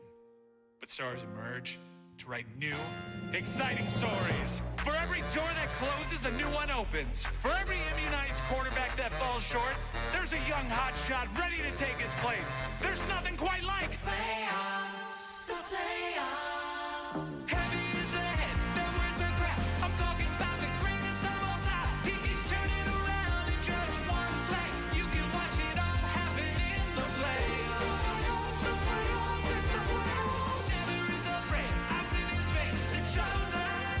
I'm talking about Evan McPherson. It's time with the playoffs. It's the playoffs, the playoffs, it's the playoffs.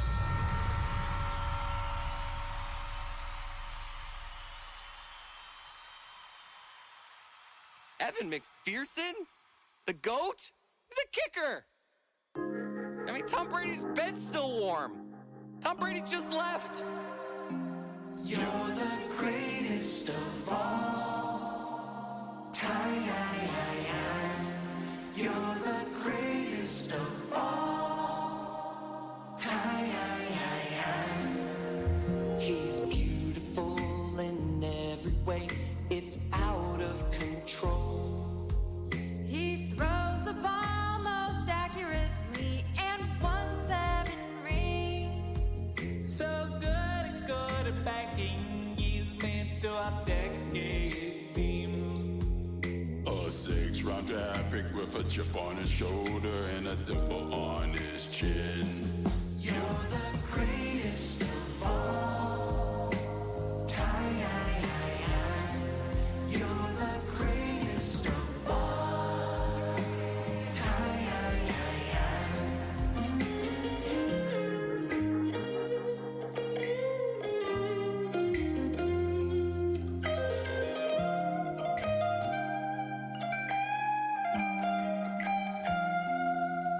He broke so many records and reached unattainable goals.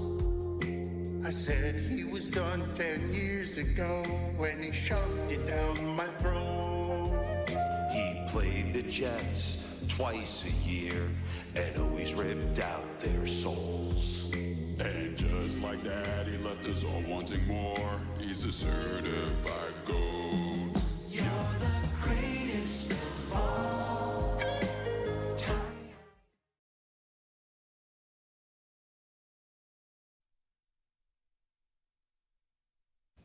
This episode of the Dan Le Batard Show with Stugots is presented by Smirnoff. We do game days. Please drink responsibly. The Smirnoff Company, New York, New York. What did you call your son in a rage because you got hard networked out there? You know, I didn't mean it, but I just kiddingly referred to him as the Bronny James of broadcasting. You know, it wasn't meant as an insult. I mean, it was an insult. Like, how can that not be an insult? I think the biggest insult is for you because he's telling you that he's the LeBron James of broadcasting. Well, I didn't want to say it, but thank you. There are similarities, really old. People think you should probably hang it up. Thank you, Amin. I appreciate that. What'd you say? I wasn't listening. Pablo Torre joins us now. Pablo Torre Finds Out is the name of the ever-growing, ever more popular podcast. Wanted to throw some subject matter at you that I have not talked about in a couple of weeks. On First Take, Cam Newton was objecting to how it is that Mark Andrews was getting ripped for not meeting the media after dropping the ball. And he mentioned, by way of comparison, why do reporters get to tell Mark Andrews that he has to come out and talk when FS1 has this lawsuit all around its sports department, and none of those people have come out and talked? I understand it's a false equivalency. Wait a minute. You laugh, but when Gilbert Arenas says something, you say, well, this is the player's perspective. And I understand that you might not like the equivalency, but this is the opinion of some players, most publicly Cam Newton. Yes, but he's sorely mistaken, and it's proven out by the equivalency, right? It's a completely false equivalency between a legal matter and a performance on the field or in the field of play matter. And what is your take here, Pablo, in what is fair play when it comes journalistically to the lawsuit in general. For example, I've made some mistakes over the years, most recently, I would say, in talking in any way about the Dwight Howard lawsuit. And I only did so because I got the permission from Dwight Howard once he talks about it publicly.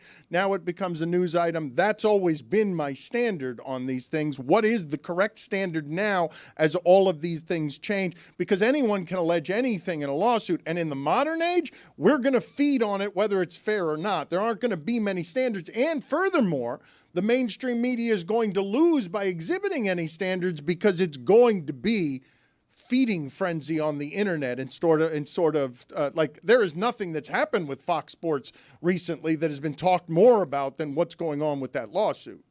Yeah, I do like that Cam Newton is now like an ombudsman character. I just appreciate that. I like his hats. I like his journalistic curiosities. I'm into it. The thing that he is saying, though, I mean, look, Amin is fundamentally right. Like, of course, these are lawsuits where people are afraid to comment because there might be further litigation. They might get sued themselves or be liable for stuff. I get it. Not the same. But the notion that Cam's at with like, hey, this is humiliating. You make us talk about this. Why don't you talk about it? You could have put in another example, and I think the point would have been well or better made.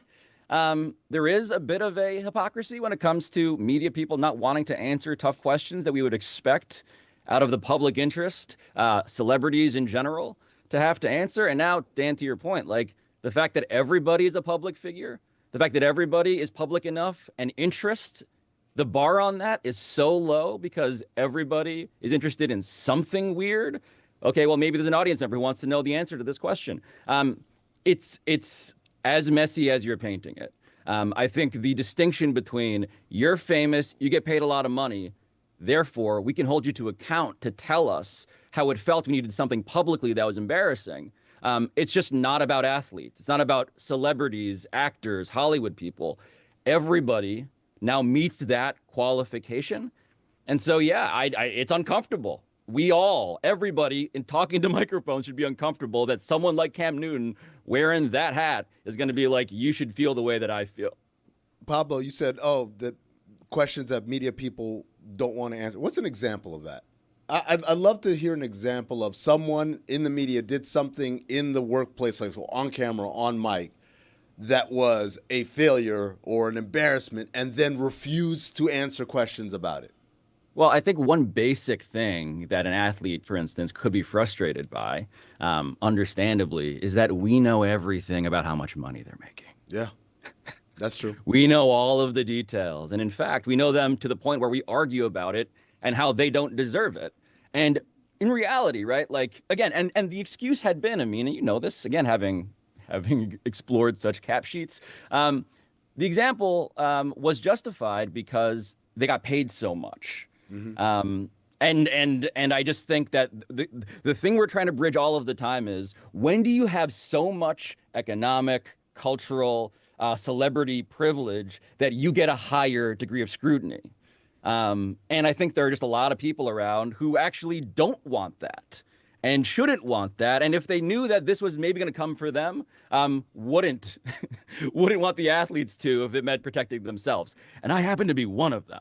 So, like, yeah, it's uncomfortable, but then you go into the realm, Dan, of like, hey, sports is different. And then we have to just explain very carefully why we think sports is different. And maybe there's an argument there. I'd like to make it, but it's an increasingly less persuasive one. I think it's not a terrible idea for a Pablo Torre Finds Out investigation to find whatever it is your theoretical ground zero is on when all of this changed our obsession with the money and athletes. It's the biggest reason that there's a gulf between them and the customers. It's a poison. We all know all of their salaries, and there's a ground zero on when that started, because that stuff used to be private, and then it didn't become private anymore, and people who were giving out that information end up getting rewarded by it, because we know what everybody in sports makes, except Belichick sometimes when he coaches, a coach here and there, and then Goodell gets really mad when his salary is out there. Yes, I think the immediate hypocrisy, right, is not, and this is where I would push back on Cam, I guess, like the real the real beneficiaries of the unequal treatment between athletes, let's say, and other people, maybe similarly situated, increasingly similarly situated, isn't media people. It's their bosses. Like, you want to know, I would want to know, hey, your front office, what are you guys getting paid? Right? Like, it's uncapped, number one, typically. It's a fascinating thing. What would you spend on executives when there was no restriction on how much you could pay them? And the Goodell thing is maybe the most flagrant one, because the answer invariably ends up having sticker shock, right? It's like 50. Fact check me, please. Jeremy, I trust your journalistic ethics. Please tell me what Roger Goodell has been making the last couple of years. But it's like $50 million or something. I think it's more private because he didn't like that it was out there. I think it's harder to find out now because he didn't enjoy that it was out there before when it was in the 30s. Well, and I think the other thing that you can lump onto that is also the availability. So, for example, Pablo's, well, I guess not beloved Knicks anymore because he's a Sixer fan, but Leon Rose has famously spoken to the media, I think, twice since he took over. Yes. He just doesn't talk. That's it. And the Knicks are fun and good. Well, I mean, so not the entire time, but yes, they're fun and good now, but he still does not talk. It's easy to say, well, I don't need to talk. The team is doing great. They could talk for themselves. But there was a time when they weren't doing so great, and this dude still was like, yeah, I'm not talking to the media. I don't need to. But I do want to make the case for why sports and athletes do deserve to be held to a degree of scrutiny that is higher, right, than just, let's say, again, the average citizen. I mean, it was hard, right? I remember Naomi Osaka, the tennis player, of course, basically making an argument. I fundamentally feel not just uncomfortable, but I feel that it's unfair that Naomi Osaka, gets scrutinized in my most emotionally harrowing moments after a defeat by people who are just trying to pick at the bones of my life. It feels mean, it feels cruel, it feels unfair, it feels, in her view, I think, institutionally, just wrong. And I do have an argument against that, right? Like, the whole point of performing in public, fundamentally, is that you get the benefits of the crowd, but also the pain. Like, if we are to consider what you do important, people are going to care enough to dissect it. And at a certain point, adversarial questioning, and again, there are lines, of course, and Dan, as a columnist, you know those lines, where it's too far, it's too mean, it's too invasive. But generally, getting asked hard questions that, by the way, you can say no comment to, or you can evade it however way, as many as Derek Jeter used to all the time in New York. You have the right to do that, but the questions should be asked. I'm not saying that they shouldn't be held to a degree of scrutiny that's crazy relative to an average person. I just think that it's fair for them to then say, well, what about everybody else who I think would fall under that same criteria of public benefit and therefore public pain? I agree with you, but I think one of the aspects of athlete empowerment is that they're beginning to say, as a group, collectively, no, I don't have to avail myself in an open locker room after a game. If I want to be private with this, I want to be private. If I'm Mark Andrews, I agree that if you're cheering for Mark Andrews when he's the hero of a game, it would be nice if he availed himself when he misses the winning catch. But does he have to?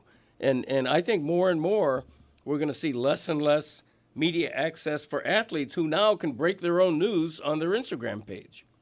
Yeah, I'm curious about that. Sorry to interrupt. Dan, how do you feel about that? Like, the locker room reporters out of there dynamic. I don't blame all of those people for realizing that that's not something they need in their life anymore, that it's invasive, and while it prevents me from doing my job and does hurt me, and I'd prefer it not be that way, I understand exactly why it is that they don't want us around anymore. They don't need us anymore, and you can do it even when you don't have pedigree like Leon Rose in the biggest market. You can do it because you can just decide it now. And the commissioner of the league has been trying to make access something that's contractually important because he believes that these relationships are important.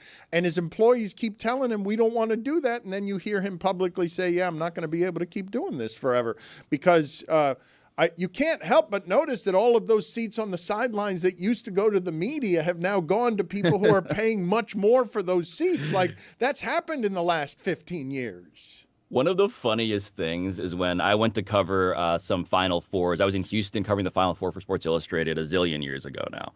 And it's the one place. I don't know if it's still the same way. Maybe someone can correct me who's been more recently. I got good seats at the Final Four. Oh, Like, Dan! oh my God! I was sitting in front of Drake. Drake and Vince Young were behind me, and I was like a fact checker at Sports Illustrated. Like, God bless how they used to respect us. Oh, but it's also funny. You say, quote, used to respect us. Also, had us sit in expensive seats to sit atop the Injustice and sell it for them. Like they'd give us they'd give the Watchdogs the most expensive seats. Yeah, those are good seats.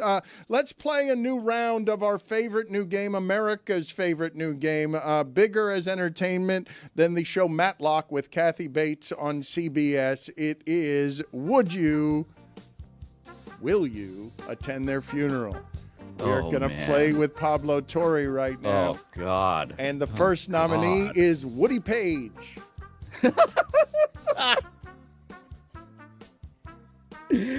I just got to Google to make sure that this is a hypothetical right now. Hold on real quick. Okay. Jesus.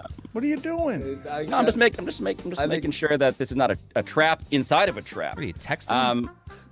I'm going. Cut out the part where I had to Google anything. I'm going. I'm there. Of course I'm there. He's the most popular person on a show that is soon to be allegedly dearly departed that changed my life. And Woody Page, even though he used to steal my FaceTime topics during the show after I used to say to the producers, I do feel like I owe him a debt, and that's a literal debt because my daughter is going to a private kindergarten probably next year. So, that's me. Around the Horn. Would you go to the funeral for Around the Horn? I might be performing at it. Technically. I'm not sure this is a good game to play with him because he'll go optics instead of honest. Yeah. I mean, look. I'm not David Sampson, who will tell you all of the ways in which the game, he is going to. The game doesn't work if you're not going to. If you're going to just say yes to everybody because it looks good to say yes to everybody, you ruin the game. Give me another one, and I'll get a sense of whether I can truly, be entertaining enough for you while also preserving my own human dignity. J.A. Adande. Oh, come on. He's awful this young is all to of die. the Around the Horn panelists. Yes, J.A. Look, yes. Clinton yes, Yates. Can I go? Can I leave now? Tim Cowlishaw. I'm gonna, yes. Jackie McMullen. Yes. Let's play this with someone who'll be honest. Dad, would you attend Jeremy's funeral? Yes. Oh, see, no one wants to play this game, honestly. All right, there they are, the first ever ruiners of the game. Because I appreciate Samson more and more. Fun, yeah. Jason Sudeikis. Oh, you know he'll be there just for the celebrities. Where am I on the seating chart? I mean, that's the thing. I get a +1, All right, goodbye. Goodbye, Pablo. Vivek Ramaswamy. What is on Pablo Torre finds out. I think we got to know. Did we get our first no? Yes, of course, because it's easy. Because there's going to be a lot of movers and shakers there. Yes. Honestly, if I got to give a speech at Vivek's funeral, I would consider it. So on my show, we have a story today that's very interesting. It's how In Living Color, the TV show, how it changed the Super Bowl halftime show forever. Yes, it did. Super Bowl halftime. Amin maybe knows some of this story. It's incredible. It is an incredible story, yeah. Oh, my God. It's 1992. Wyatt Cenac, who's a guest on this with Sarah Spain. We had a lot of fun reliving this. Wyatt wanted to make an In Living Color documentary. Couldn't do it, but we got to get what he found out, which was some of the inner details of how in 1992 Fox dared to steal audience from CBS, which was doing a halftime show that was emblematically horrible. And I'll save the details for you guys to click and lick, I guess, and like and subscribe.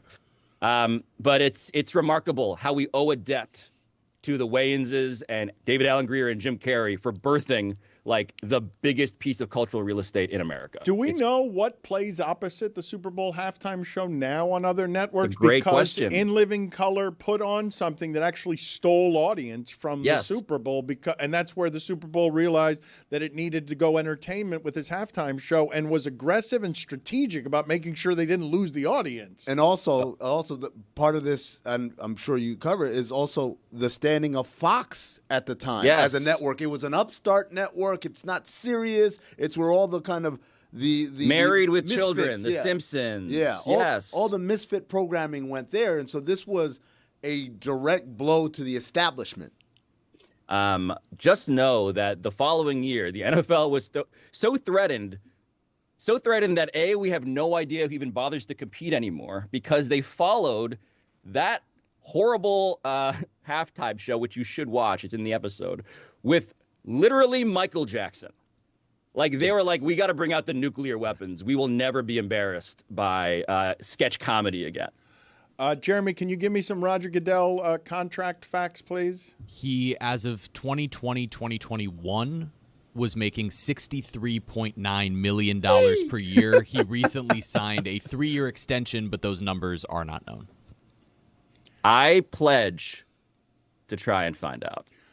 Excellent. Can you find out for me? Otani's payments are deferred. I don't know what Soto is paid for a year. How many athletes make more than Roger Goodell does in a season of any kind? Is there an athlete that makes more than that for a year, given the Soto contract and the Otani contract? You don't think he deserves it? Yes, probably as someone who continues to make profit for the league. I understand. He's overseeing the biggest thing. I understand how there are stars that are really good at their job that you would argue are better at their job, but he oversees those stars doing their job. Like, he keeps the machine humming. I mean, the only way that I disagree is just because of how tired I am about all the inequities that make for labor bodies to be worth less than CEOs, that create the divisions in this country that make people celebrate when a CEO for a healthcare industry is murdered in the street because of how much money he's making off of the pain of others. I would like to know his VORC, value over replacement commissioner. We should have analytics about this. That's all I'm saying. I'm just saying we should debate this. We should debate this in the way that we debate athlete contracts. Joe Scarborough. Goodbye. Whoa, that wasn't a yes. It wasn't, but he ruined the game. We can agree that is a universally popular game, but you have to be honest. Like it's why we did it with Samson. He's the only one that will be honest with that type of stuff. I was Dan a little too, unfortunately for him. Yes, you've created rifts in relationships that I have because you surprised me with that game, and for some reason I was intent on holding up the integrity of we're going to try to make this entertaining, right? We're not going to save Jeremy's feelings. And instead of making the show worse because you're afraid of hurting Jeremy's feelings. The audience should thank you that you're willing to jeopardize your friendship with Michael Kay just for good content. I did jeopardize my friendship with Michael Kay because that's got to be here. This funeral's got to be in Florida. I'm not going to New York for that.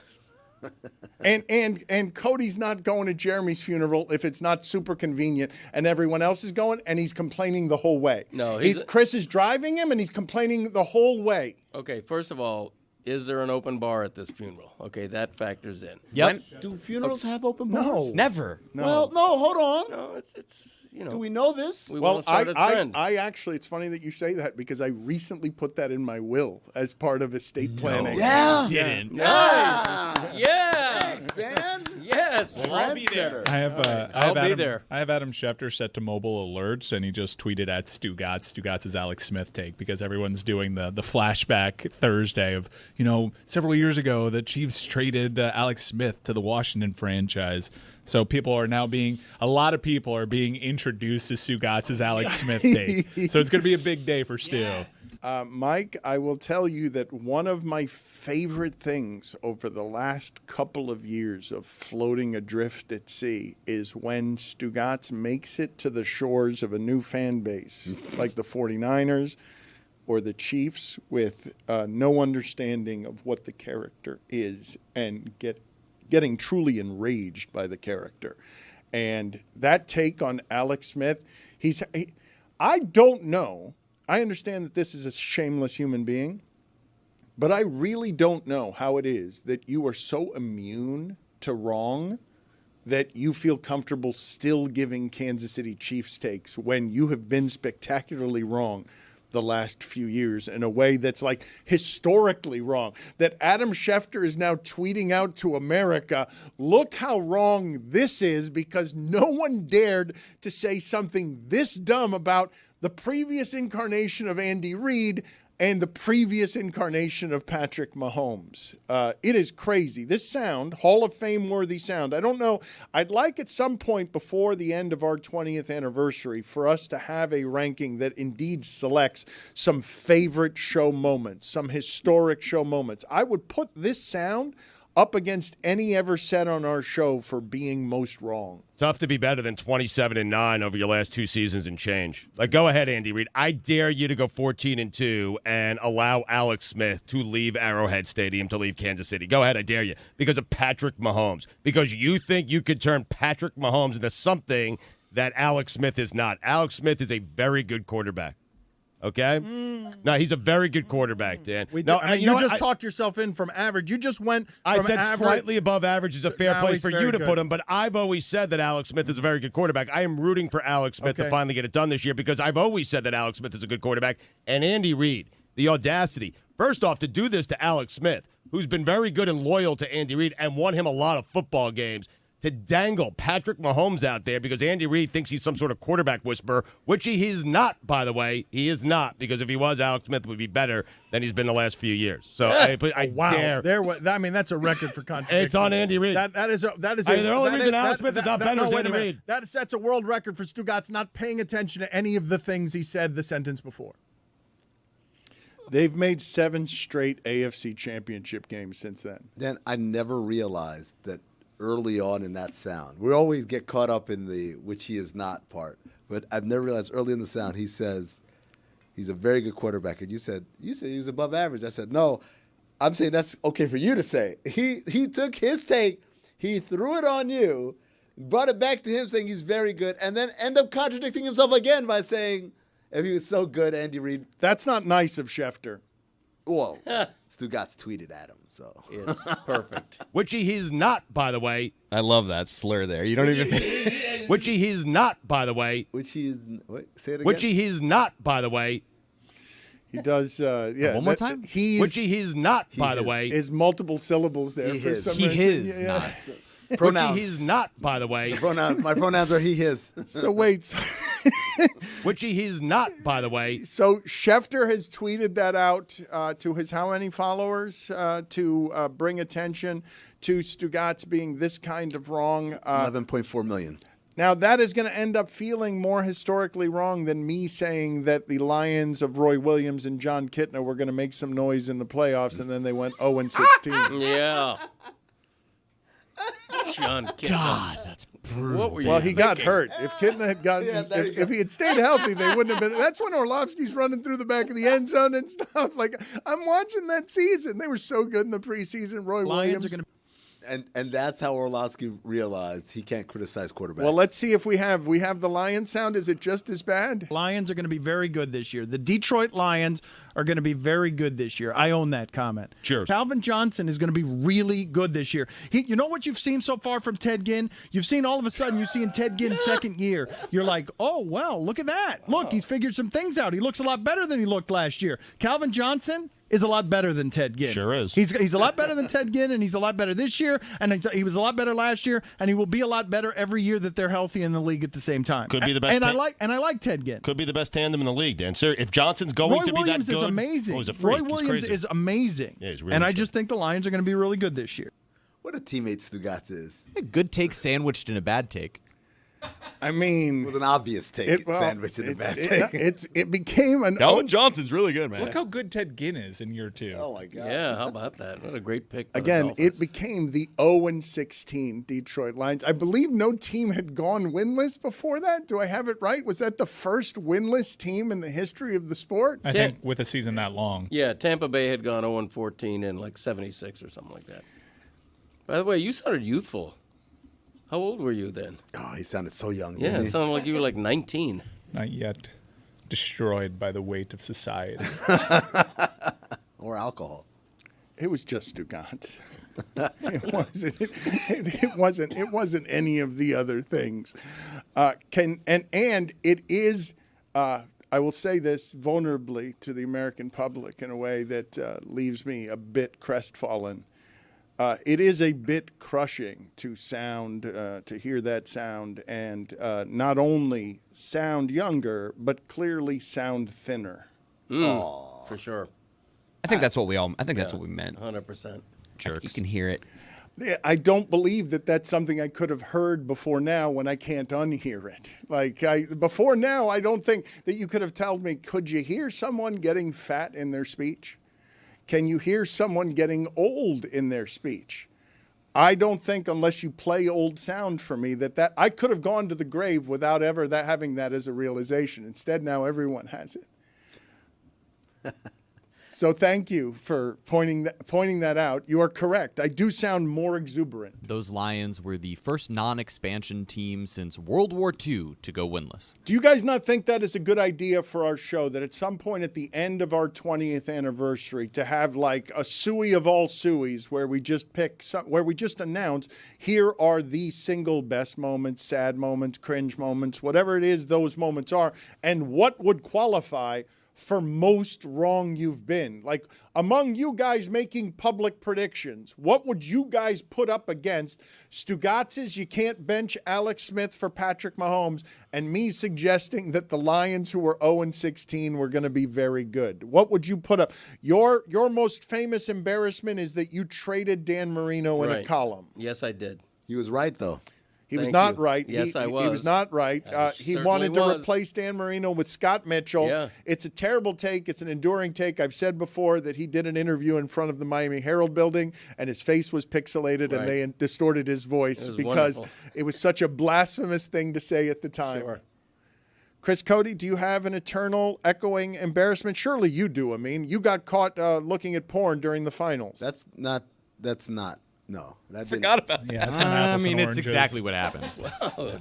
It is what happened. That's Good not callback. It is what happened. Porn. But you had been looking at porn. You had been looking. I had been doing research for a podcast I had to record, and the tabs were open, and I hadn't realized when I cycled through the tabs trying to find the right window that it was up there. That's what happened. I wasn't watching porn during the finals. Right. What was that podcast about? What was the title of that podcast? Podcast is, I'm glad you asked, Cinephobe. It's the podcast. No, I know what your podcast is called. What was the episode that involved your Let him do the thing. Yeah.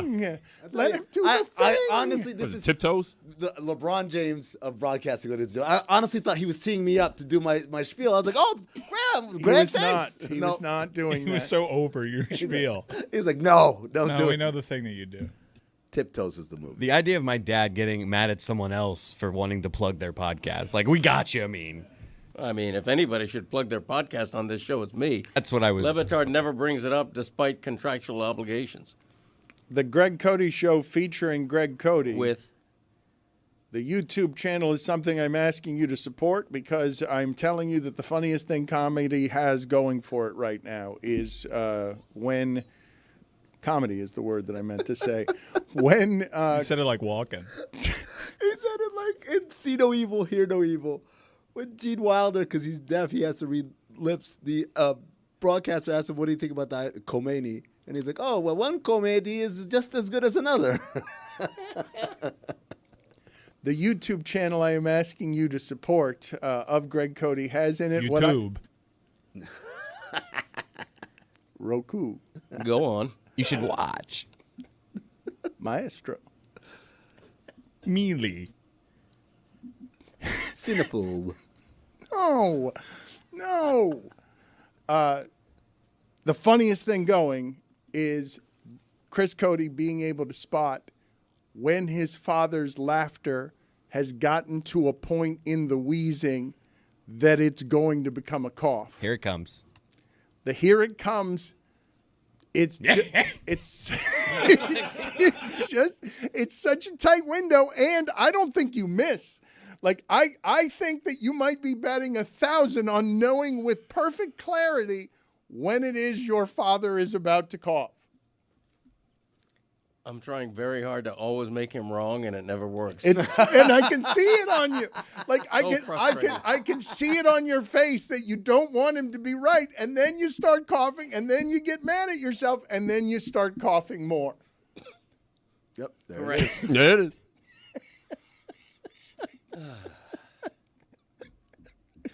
I am urging the listeners to check out Brad Williams and what he's doing for a remake of Spinal Tap that I believe Chris Cody really showed his ignorance on, not even knowing the name of the movie the other day. Brad Williams was a guest on that podcast that I was watching. Wow. The porn podcast? I swear to God. It was because we were doing Tiptoes. How about and Brad Williams was a guest on that episode. So you can Nice. check that out. Cinephobe, wherever you get podcasts. You flipped me talking about my podcast to you talking about yours. That was brilliant. Synergy. Well done. Amazing, the chemistry that they have. I'm telling you what. Your podcast is growing in popularity, and I need your son over here. What am I going to He's do? right here. What do you mean? No, but what am I going to do about the fact that your son is being, he's the executive producer in the acting role of executive producer, and I need his help over here, and I've been trying to get him out of that podcast, and I can't get him out of that You've been podcast. trying to sabotage me? You should ask Yeti how much attention I'm paying to the Greg Cody Show these days. Yeah, Yeti does the heavy lifting in terms of what Christopher used to do, believe me. Does it make you mad? Trust me, you know, a little bit. I'm happy to have Christopher on my show for the 1 hour a week that he devotes to actual recording. It feels like an actual upgrade to have not Chris producing I'm it, pretty right? sure Yeti sent an email to me and my dad like in the last week where he's like, the word of the year is effort. I think we can all, like, he was giving us a pep talk. That's true, he of was. like, I think we should. I love that man with my whole heart. giving Greg Cody a pep talk for his own podcast. Yeah. I said, we put in enough effort. Don't worry about it. It's bare minimum. And you expect your son to put it in on your behalf, and now he's only giving you an hour, and you're getting mad at him, and now Yeti is trying to produce the both of you by teaching both of you how to work. Yeah, we put in a lot of effort on the Greg Cody Show with Greg Cody. Believe me. It's not just the hour of recording. There's a lot of preamble, a lot of organizing, a lot of planning, staff meetings. You know, everything's going on. No, there isn't. How many staff meetings have you had? There hasn't been a staff meeting unless it's a meeting you're walking into with a staff. That's right. Holding a staff. Yes. Moses over here. Wearing a flowing biblical robe.